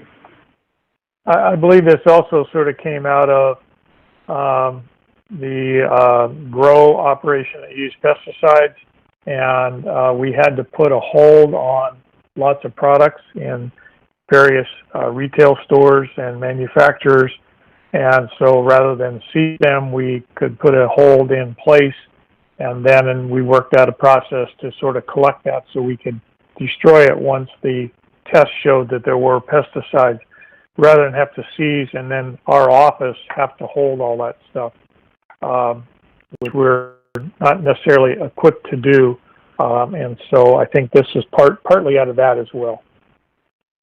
You are correct, Mr. Chairman, and again, oftentimes good regulation comes from learning with new instances and new experiences, and this is definitely one of them, so thank you. Okay, so is there a motion on administrative hold? And Mr. Miller. I just had one question. Sure. And I think this is, I don't know if it's for the director or for our attorney, but when I read this, if a seizure or administrative hold is put on a product in place, do the time frames that are associated with a full seizure, are those time frames also in effect, or can it go on an administrative hold or hold in place for really an unlimited amount of time? It was unclear to me.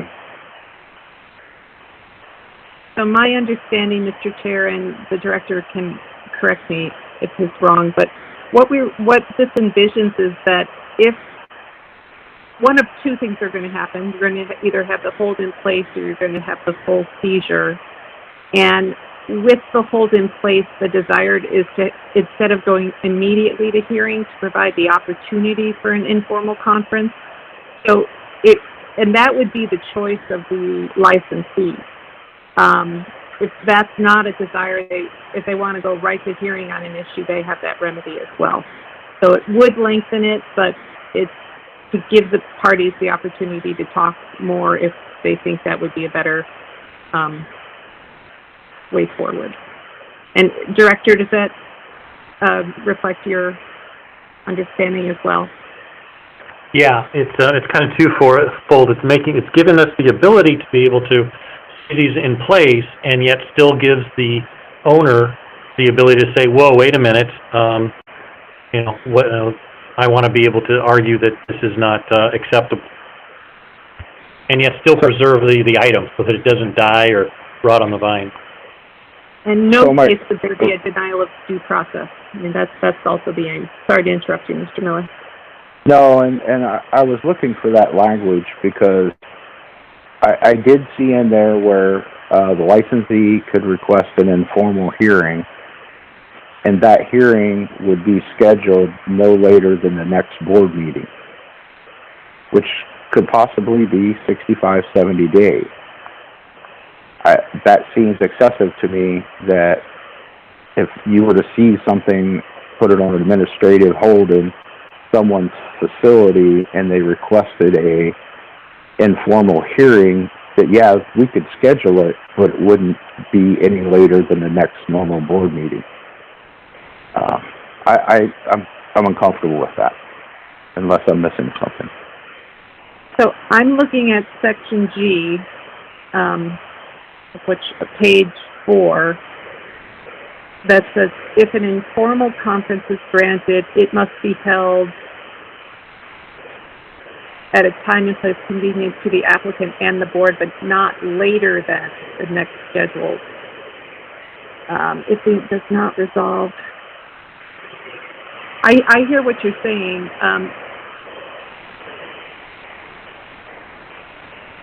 I mean, I think what it means here, though, it's got to be convenient to both the applicant and the board. So if the applicant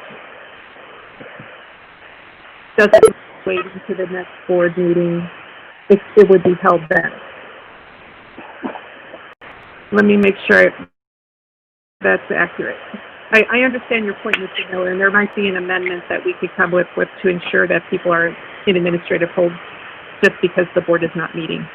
Yeah, I would just like to ensure that they have a timely meeting, and I don't know what timely means, but the hearing will be held, and it must be held at a time and place. We could say an informal conference must be held at a time and place convenient to the applicant. Get rid of and the board, which leaves only taking into account the time needs of the applicant.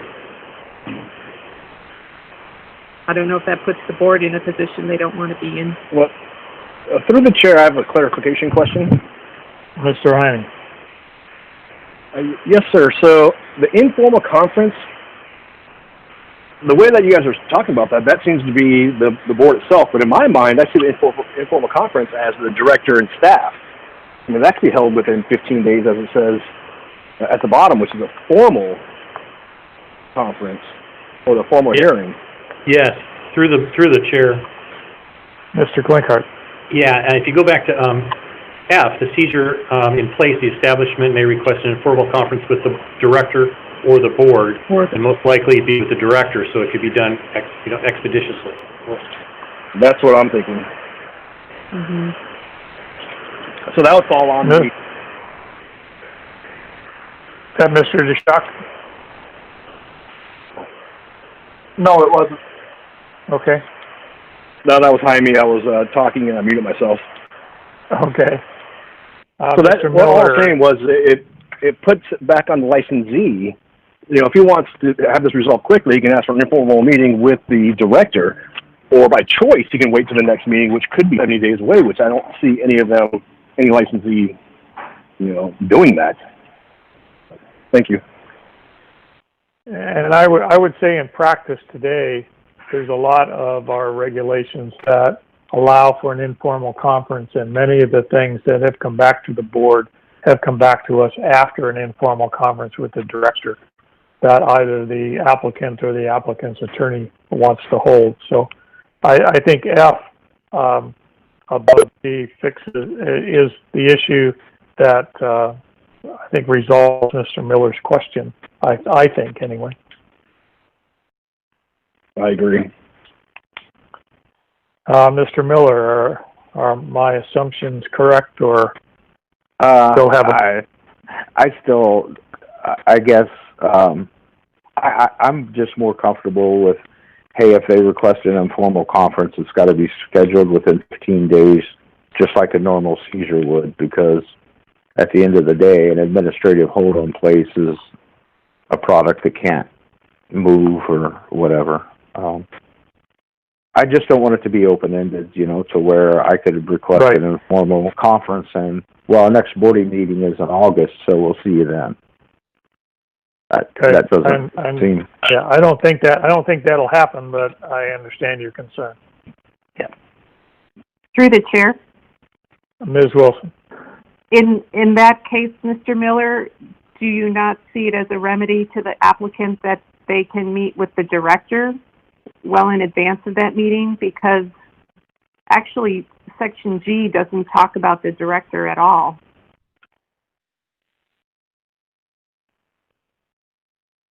Maybe that's an error. Well, I think Section F says they can have an informal conference with the director or the board. Or the board. And then G says an informal conference requested under this section must be held at a time and place convenient, but no later than the next scheduled board meeting. We have had some agencies want an informal with the board on an NOV or something like that, and those have always been then scheduled for the next board meeting. Got it. So because Section G doesn't mention when the informal conference with the director must be held, arguably... Well, it does. I think it does at the end, doesn't it? Formal conference requested under this section must be held at a time and place convenient to the applicant and the board.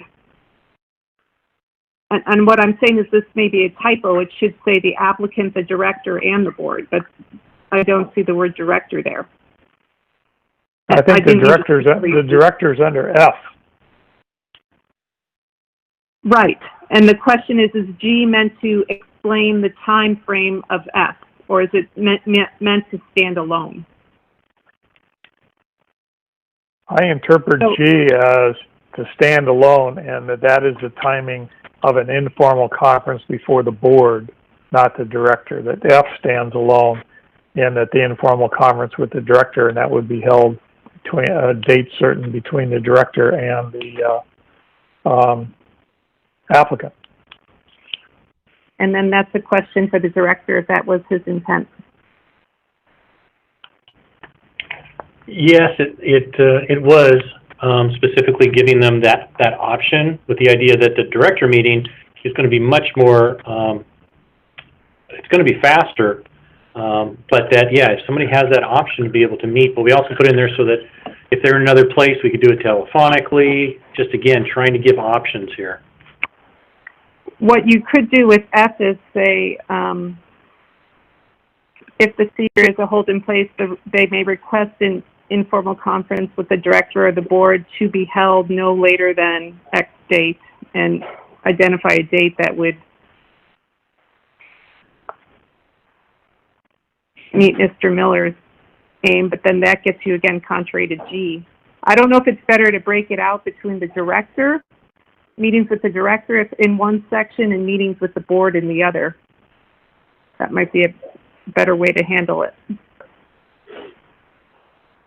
So if G is solely meant to include, if G is solely if the licensee is going to the board, then these are the timeframes that apply there. And then we have to answer Mr. Miller's question of whether that's sufficient time. And if F is solely for meetings with the director, do you want to add a time frame into the director's meeting? Mr. Miller. Yeah. I am much more comfortable having, based on some public comment that we've received in the past of issues that have lingered, 30, 60, 90 days. I'm more comfortable having a date that, if the applicant requests a hearing with the director or the board, that it be scheduled within 15 days or whatever the number is. Through the chair. Mr. Miller, I think that there's a difference between an informal conference and a formal hearing. And I know that there's been lots of issues about delays. I don't know if I've ever heard any issues on delays in informal conferences based on either seizures or other regulatory actions. But the deadlines for the board are all set if the informal conference fails. But if you want to add a limit of 15 days for the director to hold an informal conference, then I think that would be under F. Who else was speaking? I spoke over them. I'm sorry.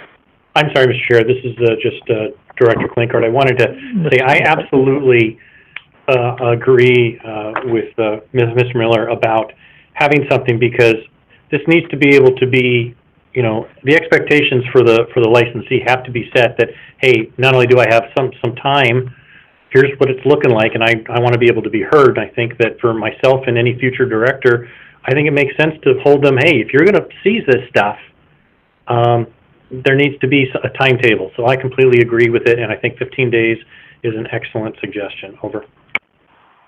And Okay, Mr. Chair? Yes, Ms. Wilson. The other option here is it's only the licensee's decision to elect the informal conference. They can go right to hearing if that's what they prefer, and that's within 15 days. Yes. So it seems like we're then creating a deadline for something. I guess it extends us to 30 days if we need to go out to a hearing, but it's really the choice of the licensee. If they want to go quicker, they can go directly to the board. So if the licensee goes directly to a hearing, then it's 15 days. If they want an informal conference, there is no time limit on that yet. Yes, correct. You can add it, but right. We're not. So if we were to add to F a date, is that substantial enough that this goes back out to public comment, or is that something we can do and still adopt the regulations?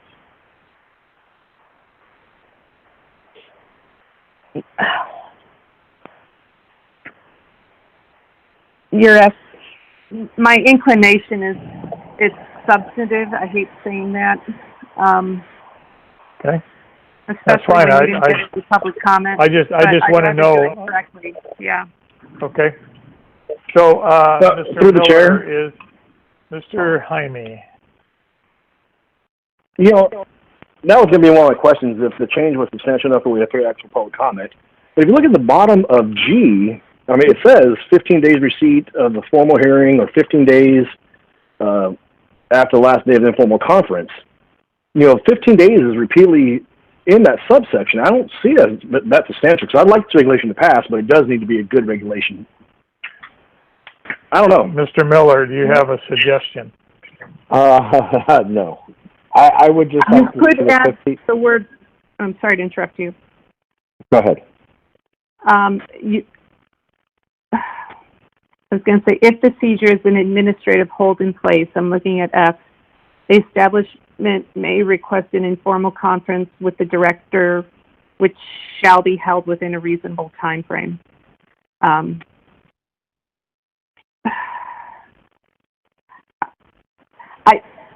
I don't like cutting the public out of a discussion. That's where I'm concerned. I really could argue it either way of it being substantive or technical, and would take the board's direction on how quickly they want this in place. But if we wanted to get it right, I don't see a problem with waiting another 30 days and then addressing this in the August meeting. It's not that far away. So your suggestion is maybe we put this on hold until August while we work on potential amendments, and then maybe in August we would have to put it back out for public comment. No. I'm hoping that you could come up with your amendment today, sir, and then we would put that out to public comment, and then you could vote on it in August. So okay. If you wanted to say that, you know, that an informal conference with the director has to occur within 15 days unless the licensee, you know, doesn't object to a longer period of time, because we have to consider if this is for their convenience, and if 15 days doesn't work for them, why are we insisting upon it? Mr. Miller, does that help? Yeah, I would support, you know, adding that small amendment and putting it back out for public comment at this meeting. Okay. So, Ms. Wilson, if I understood your comment, under F, it would say if the seizure is an administrative hold in place, the establishment may request an informal conference with the director within 15 days of notification of the administrative hold in place, and then eliminate for the board. Yeah. And then you could okay. add to that, unless additional time is requested by the licensee. So if the licensee wants to meet later than 15 days, I don't think the director would have an objection to that. Okay. Does everybody sort of understand? Yeah. Does everybody sort of understand that conceptual amendment? Because I'm not sure all of us could write all of that down. And that if we were to pass that, the wording would be corrected by the attorney, and then these regulations would be put back out for public comment. Does everybody understand that procedure, and would somebody like to make that a motion? And Mr. Chair, I have one more clarification request. I don't know if you want to deal with that in one motion or in two. Whatever. At this point. What's the request? Because I was about to make the motion. Well, what F does right now is say the licensee can request that conference with the director or the board. Are we limiting the informal conference to solely with the or do we still want to provide an informal conference remedy with the board under section G? My understanding that my concept was to remove the words or the board under F and keep G the way it is. So I need to clarify in G that in the case of an administrative hold, the licensee may also request that informal conference to be with the board. So they It already still says have an informal conference requested under this section must be held at a time and place convenient to the applicant and the board. Yes. So I thank you, because what we did in F is said you could choose either one, and now if we're taking the reference to the board out of F, I just have to clarify that they have that option under G, and I can conceptually write that. Okay. So is there a motion from the board? I was going to make a Shorty, motion. I think you were. I was going to. Now I'm scared. I'm not sure if I understand. I'm not sure if I understand what the motion is. Do you want me to try, motion, Mr. Schulte? If you would, if you could, please. All right. Yeah. Yes, Ms. Wilson. So the motion would be to amend section F to remove any reference to the board and require that informal conference with the director to be within 15 days unless additional time is requested by the licensee. That was very well summarized. In addition, section G would be amended to also permit an informal conference remedy with the board. In that case, the rest of that language would stand, that meeting might be at the next regularly scheduled board meeting.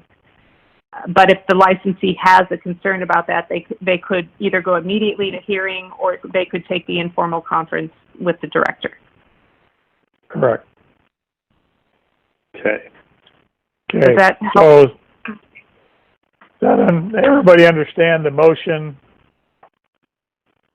And we will see this all back at our August meeting. Yes, and I would make that motion. Okay. No, So second. all right. So on the motion then, Mr. DeShock, Yes. Mr. Miller, Yes. Mr. Schulte, Yes. Mr. Jaime, Yes. and I'm a no because I think it's already clear. But anyway, it passes on 4-1. So we are on to Mr. Chair, just one clarification. Ms. Wilson. I believe we're on the same ground, but I want to ensure that after we've made these substantive changes, this goes out to public comment one more time, That's correct? correct. Yes. All right, and then we bring it back to you, and hopefully as soon as August. That's the aim. Yes. All right, thank you, sir. Okay. So the next item up for us is tab 53, on-site consumption cleanup. These regulations were opened in 2019. The last action at the 2020 meeting where the board sent the packet out for public comment, and the draft was open for public comment. There were 2 comments received, and those are attached. And this summary of the changes would be to allow retail marijuana store located in an area without local government to apply for on-site consumption. Adds on-site consumption endorsement as one of the applications that may be denied by the board. 370 is repealed and adopted, and 390 further defines freestanding to add the definitions of smoking and vaping. Are there any comments from staff? Mr. Chair, are you considering these staff for purposes of this? Yes. I did want to let you know the source of the change in the definition of freestanding actually came from me, because what I was trying to do was take the Fairbanks cut decision that the board recently adopted and its decision to grant on-site consumption endorsements, is that the right word? I have to remember now, to licensees that had both a retail and some other kind of operation in the same building, to make those 2 work together, because technically that retail store would have had to stand alone. Nothing else could be there in that building, even if it was owned by that licensee. So I believe this still achieves the aim of the statute that we're interpreting, and also achieves the aim of the board in what I saw about the endorsements that you did grant a couple of meetings ago. Okay. Are there any comments from the board members? Any questions from the board members? I have a question/comment. Mr. Schulte. So, looking at the public feedback that we got, there was one in particular that I thought had some merit. So and that was sort of a terminology thing. I'm looking at page. Well, it's labeled page 3. It's page 4 in the PDF if you include the cover sheet.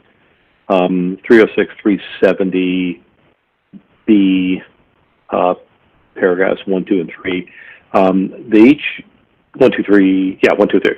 They each put a limit of quantity of sale per day, and the public comment we got was that having that limit on a daily basis is contrary to 1738. We discussed that earlier. So I'll put this in the form of a question, perhaps for legal counsel. If we were to amend this to say, in each case, quantity to any one person per transaction, would that be a sufficiently large change that we'd have to put this out for public comment again? Ms. Wilson. Was on mute. Based on our prior conversation of that issue, I would say yes, sir.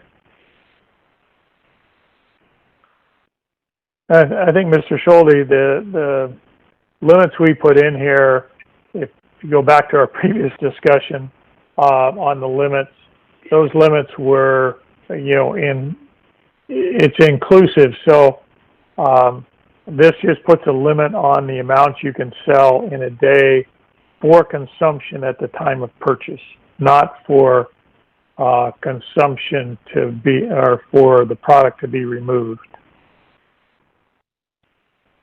So what it was attempting to do was somebody couldn't come in and buy an ounce, a bud and flower, go into the on-site consumption, smoke a part of it, and then go back and buy some more and leave with a full 1 ounce. I believe is what it was attempting to do. I see. I understand that intent, and I can see how it could be misinterpreted. But again, I don't want to obstruct progress in the interest of perfection. So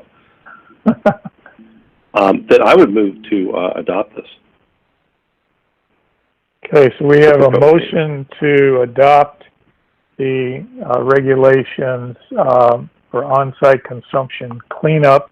Is there any more discussion? Give you a second. This is Jaime. I just want to make a quick comment. I do see how this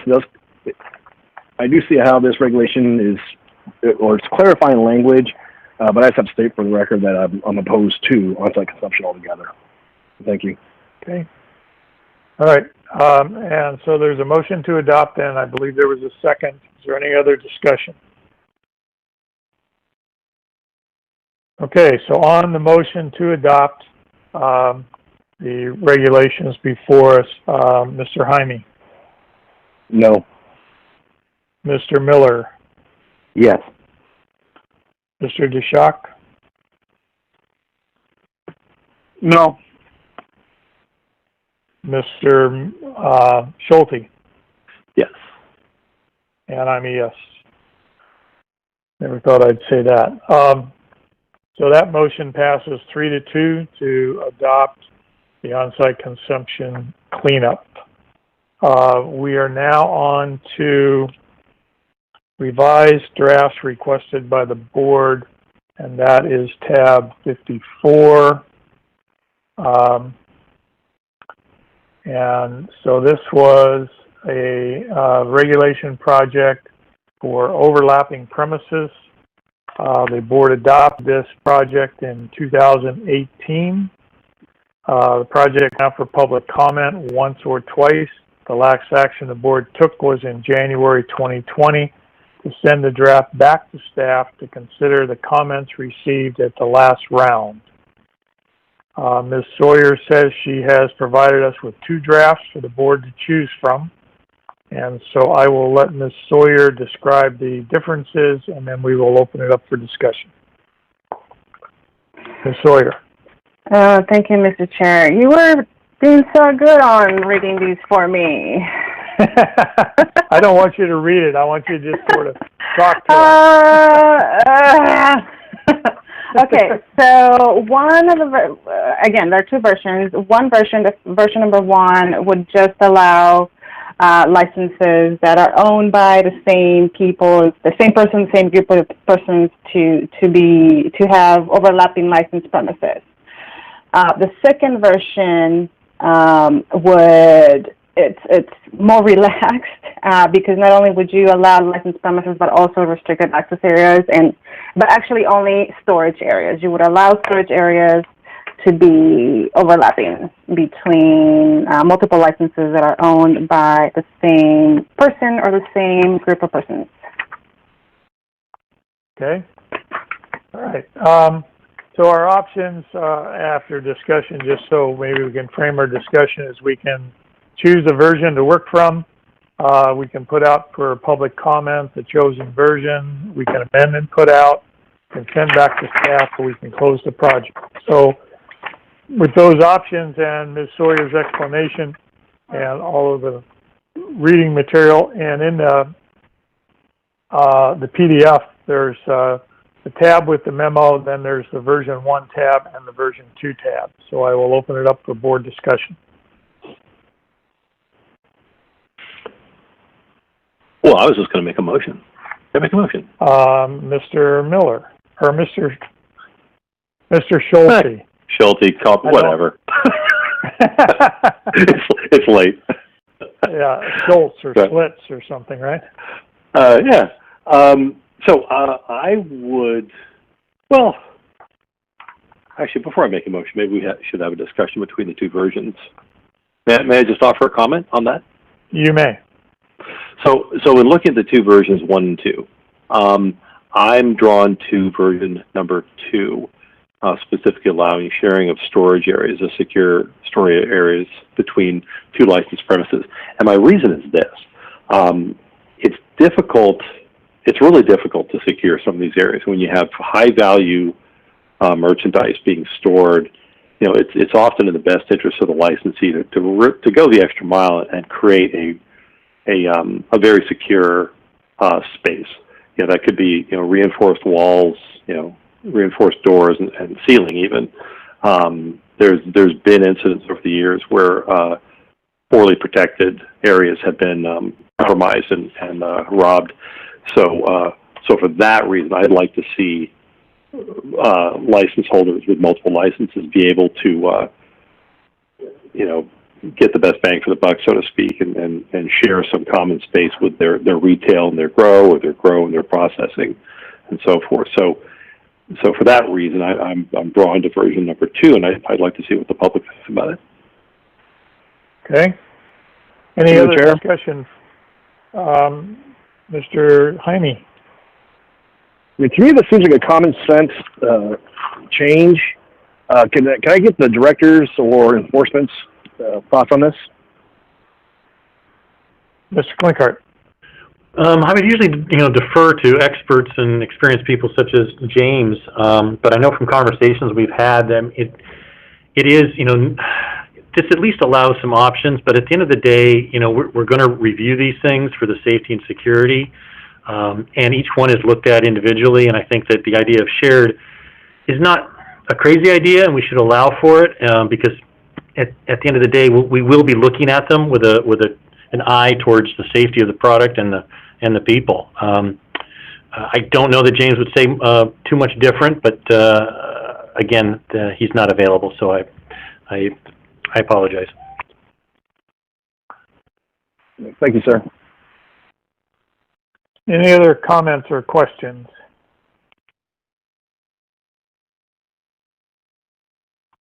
Okay, Mr. Schulte, do you have a motion? I do. I move that we put version 2 out for public comment. Second. Okay, there's a second on the motion to put version 2 out for public comment. Okay, is there any, this probably doesn't affect local government. So is the desire to have this back in August, or is the desire to maybe wait until October and have a little lengthier, given the summer, public comment period? I'm not sure that we're in a rush for this. I think maybe giving people more time, particularly since a lot of our folks are out fishing or trying.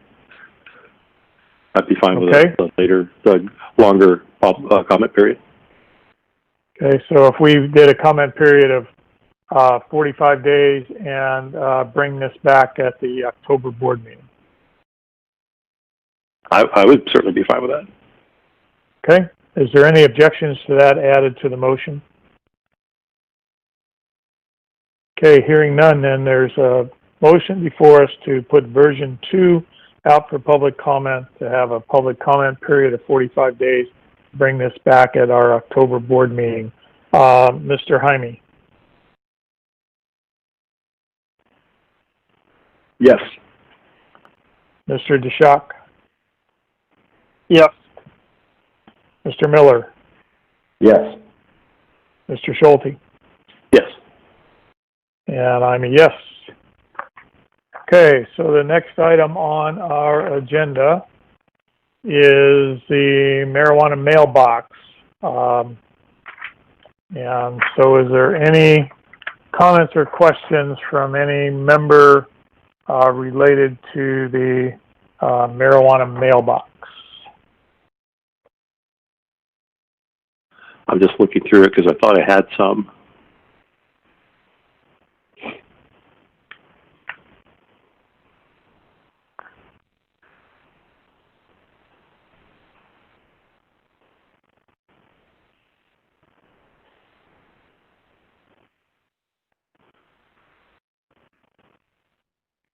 Oh, there was one here that I wanted to comment on, if I may, Mr. Chairman. Mr. Schulte. Yeah, there was a note here from Terry Zell, who was, if I understand correctly, they were sort of suggesting that we put a cap on licenses, similar to what's been done with alcohol, and I wanted to just comment on that from my own perspective. I understand the motivation behind that, and I've always been of the opinion that the market should determine the winners and losers in any industry, well, almost any industry.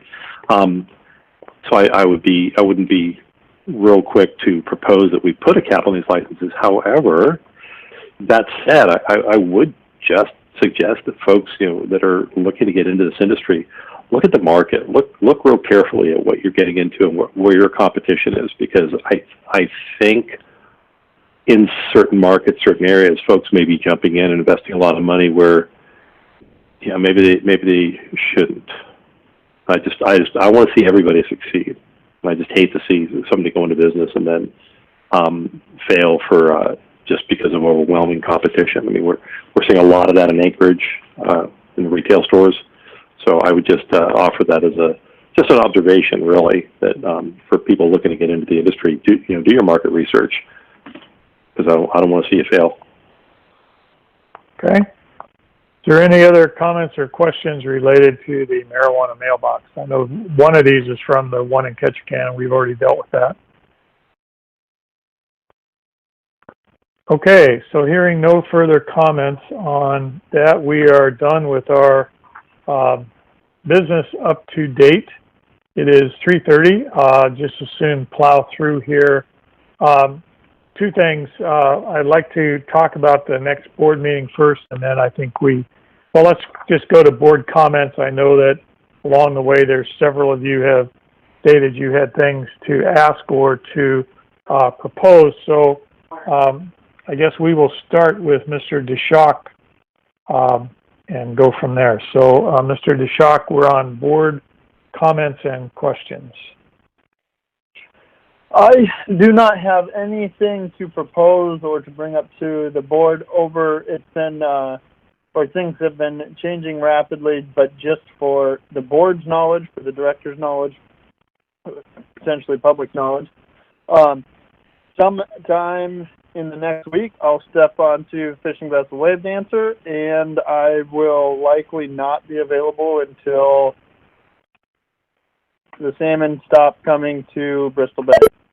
So that will be sometime in late July. Okay. So probably at a special meeting in July, you will be fishing.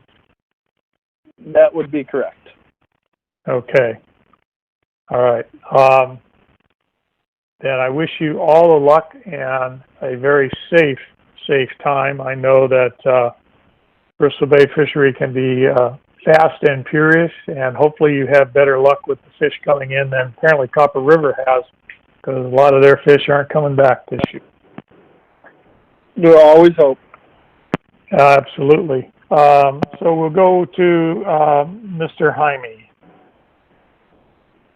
All right, no questions. I'd just like to thank the chairman, the other board members, the staff, the director, Ms. Wilson, everybody. You guys are all outstanding.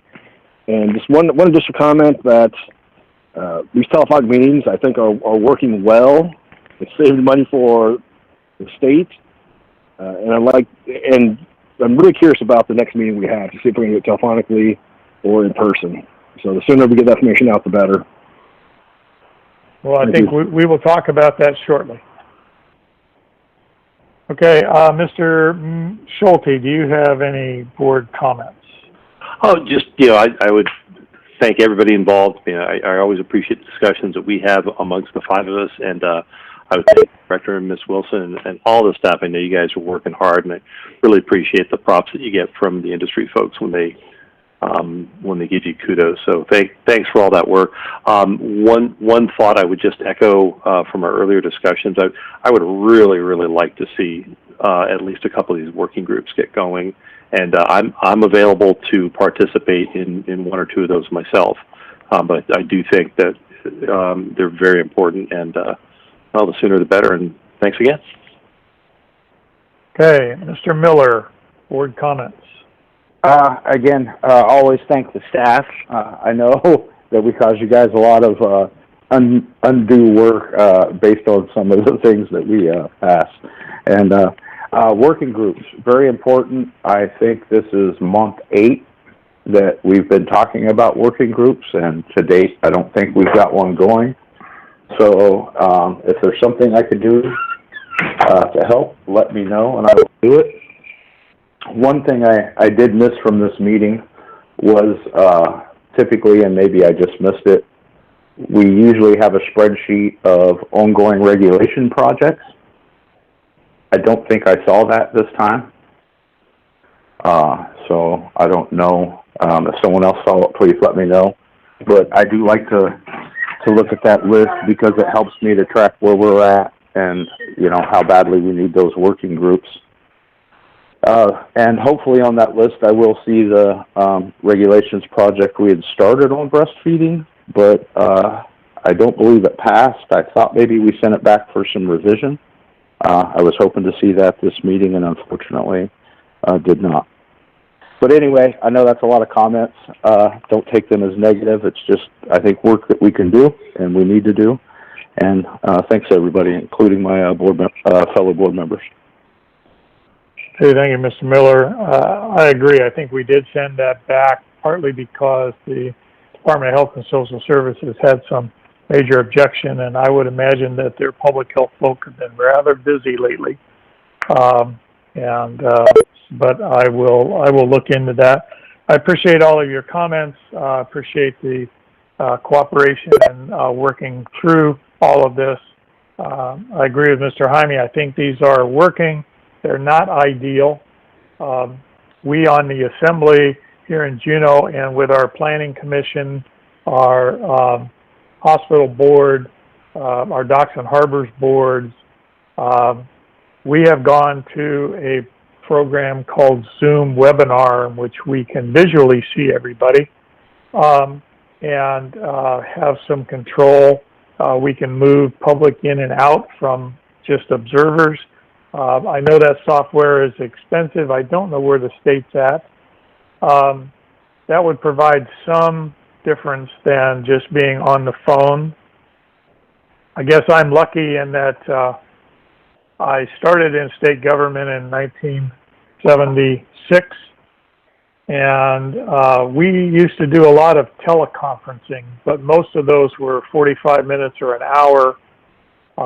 Some administrations we did get into, quote, video conferencing, but there were only 2 or 3 sites, and so you have a pretty major event to be able to pay the fees to do that, which I don't think we could do readily. So I sort of grew up in state government where we did a lot by phone, so I'm relatively comfortable with that, and hopefully I can have run the meetings to the point where I remember who needs to talk and who wants to talk.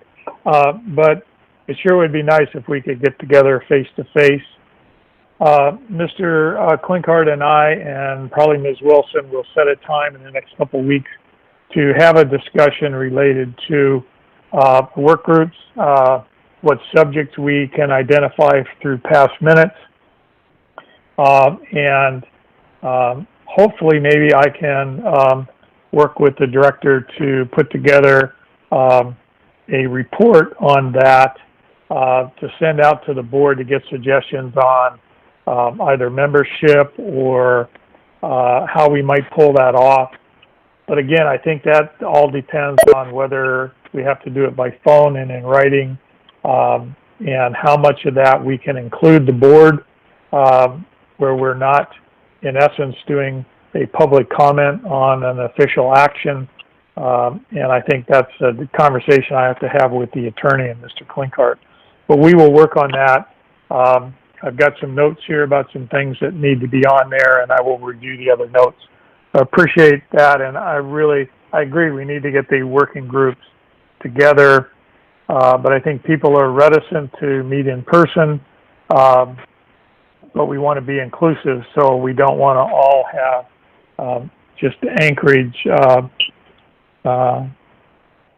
member or businesses participating. We want to include rural Southeast and the northern Fairbanks Valley. So I think we will have a lot of work to do to plan that out, and would not want to implement any plan unless we can bring that back to the board for discussion. And so that's my intent, to work on that in the next couple of weeks, and hopefully we can have that out maybe by the middle of July. And again, I'd like to thank the staff and thank the board for the ability to get through some pretty lengthy material and some serious questions, and to do it in a pretty orderly manner. So on to the next meeting. We are, and I want to make sure that the director confers, but I show that our next meeting is scheduled for August 19th and 20th in Nome. We are scheduled for meetings on October 28 and 29 in Juneau, or in Anchorage. And we are scheduled for January 6th and 7th, 2021 in Juneau. Is there any discussion from the board? Is there any appetite to hold a face-to-face meeting?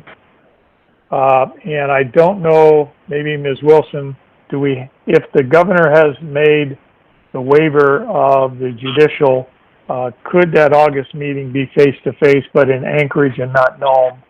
So two questions, I guess, first for the board. Does anybody have any desire to have a face-to-face meeting in August? Through the chair.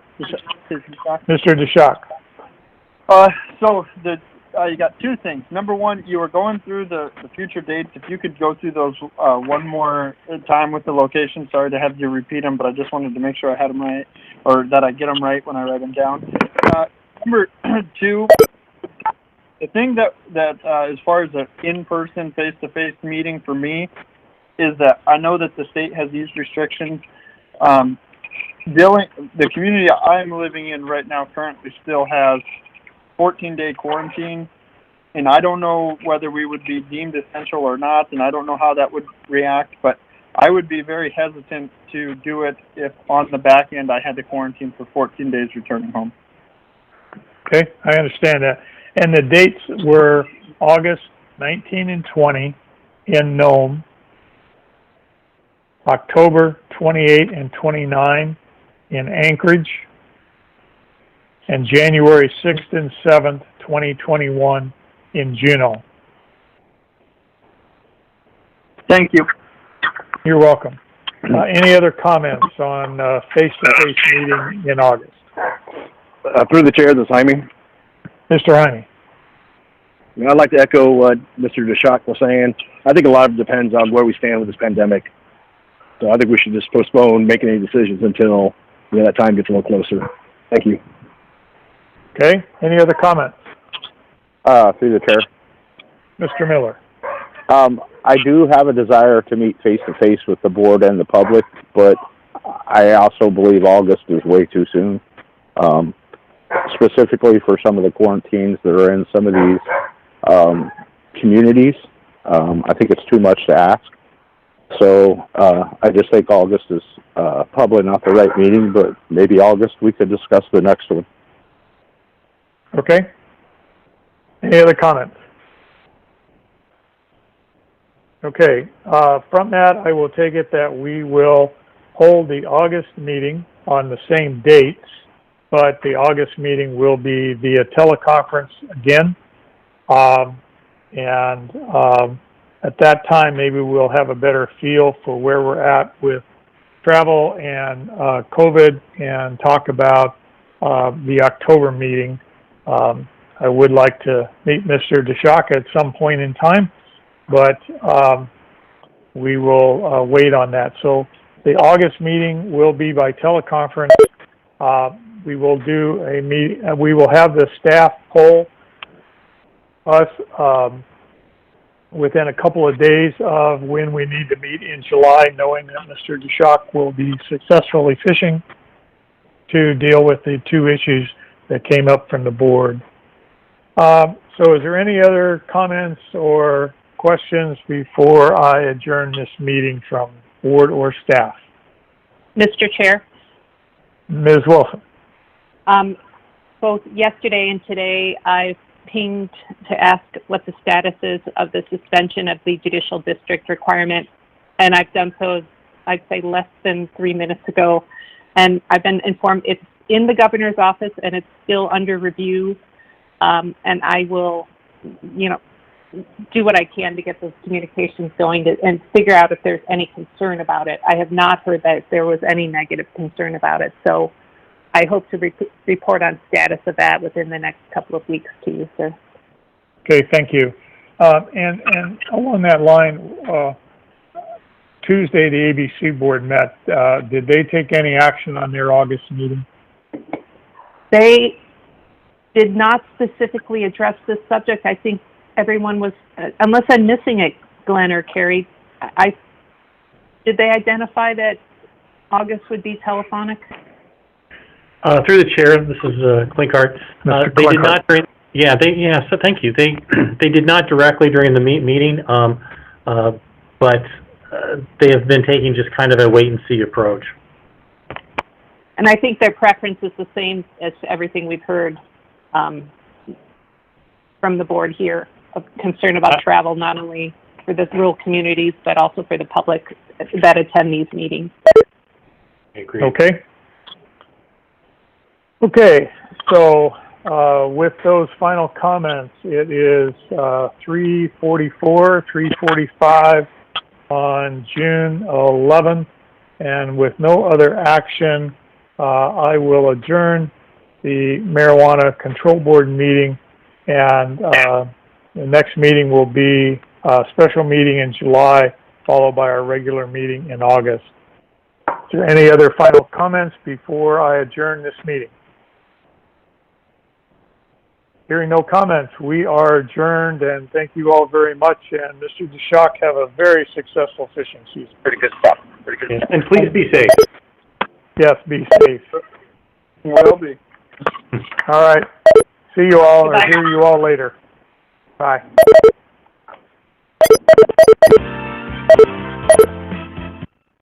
The chairperson has disconnected. The conference will now end.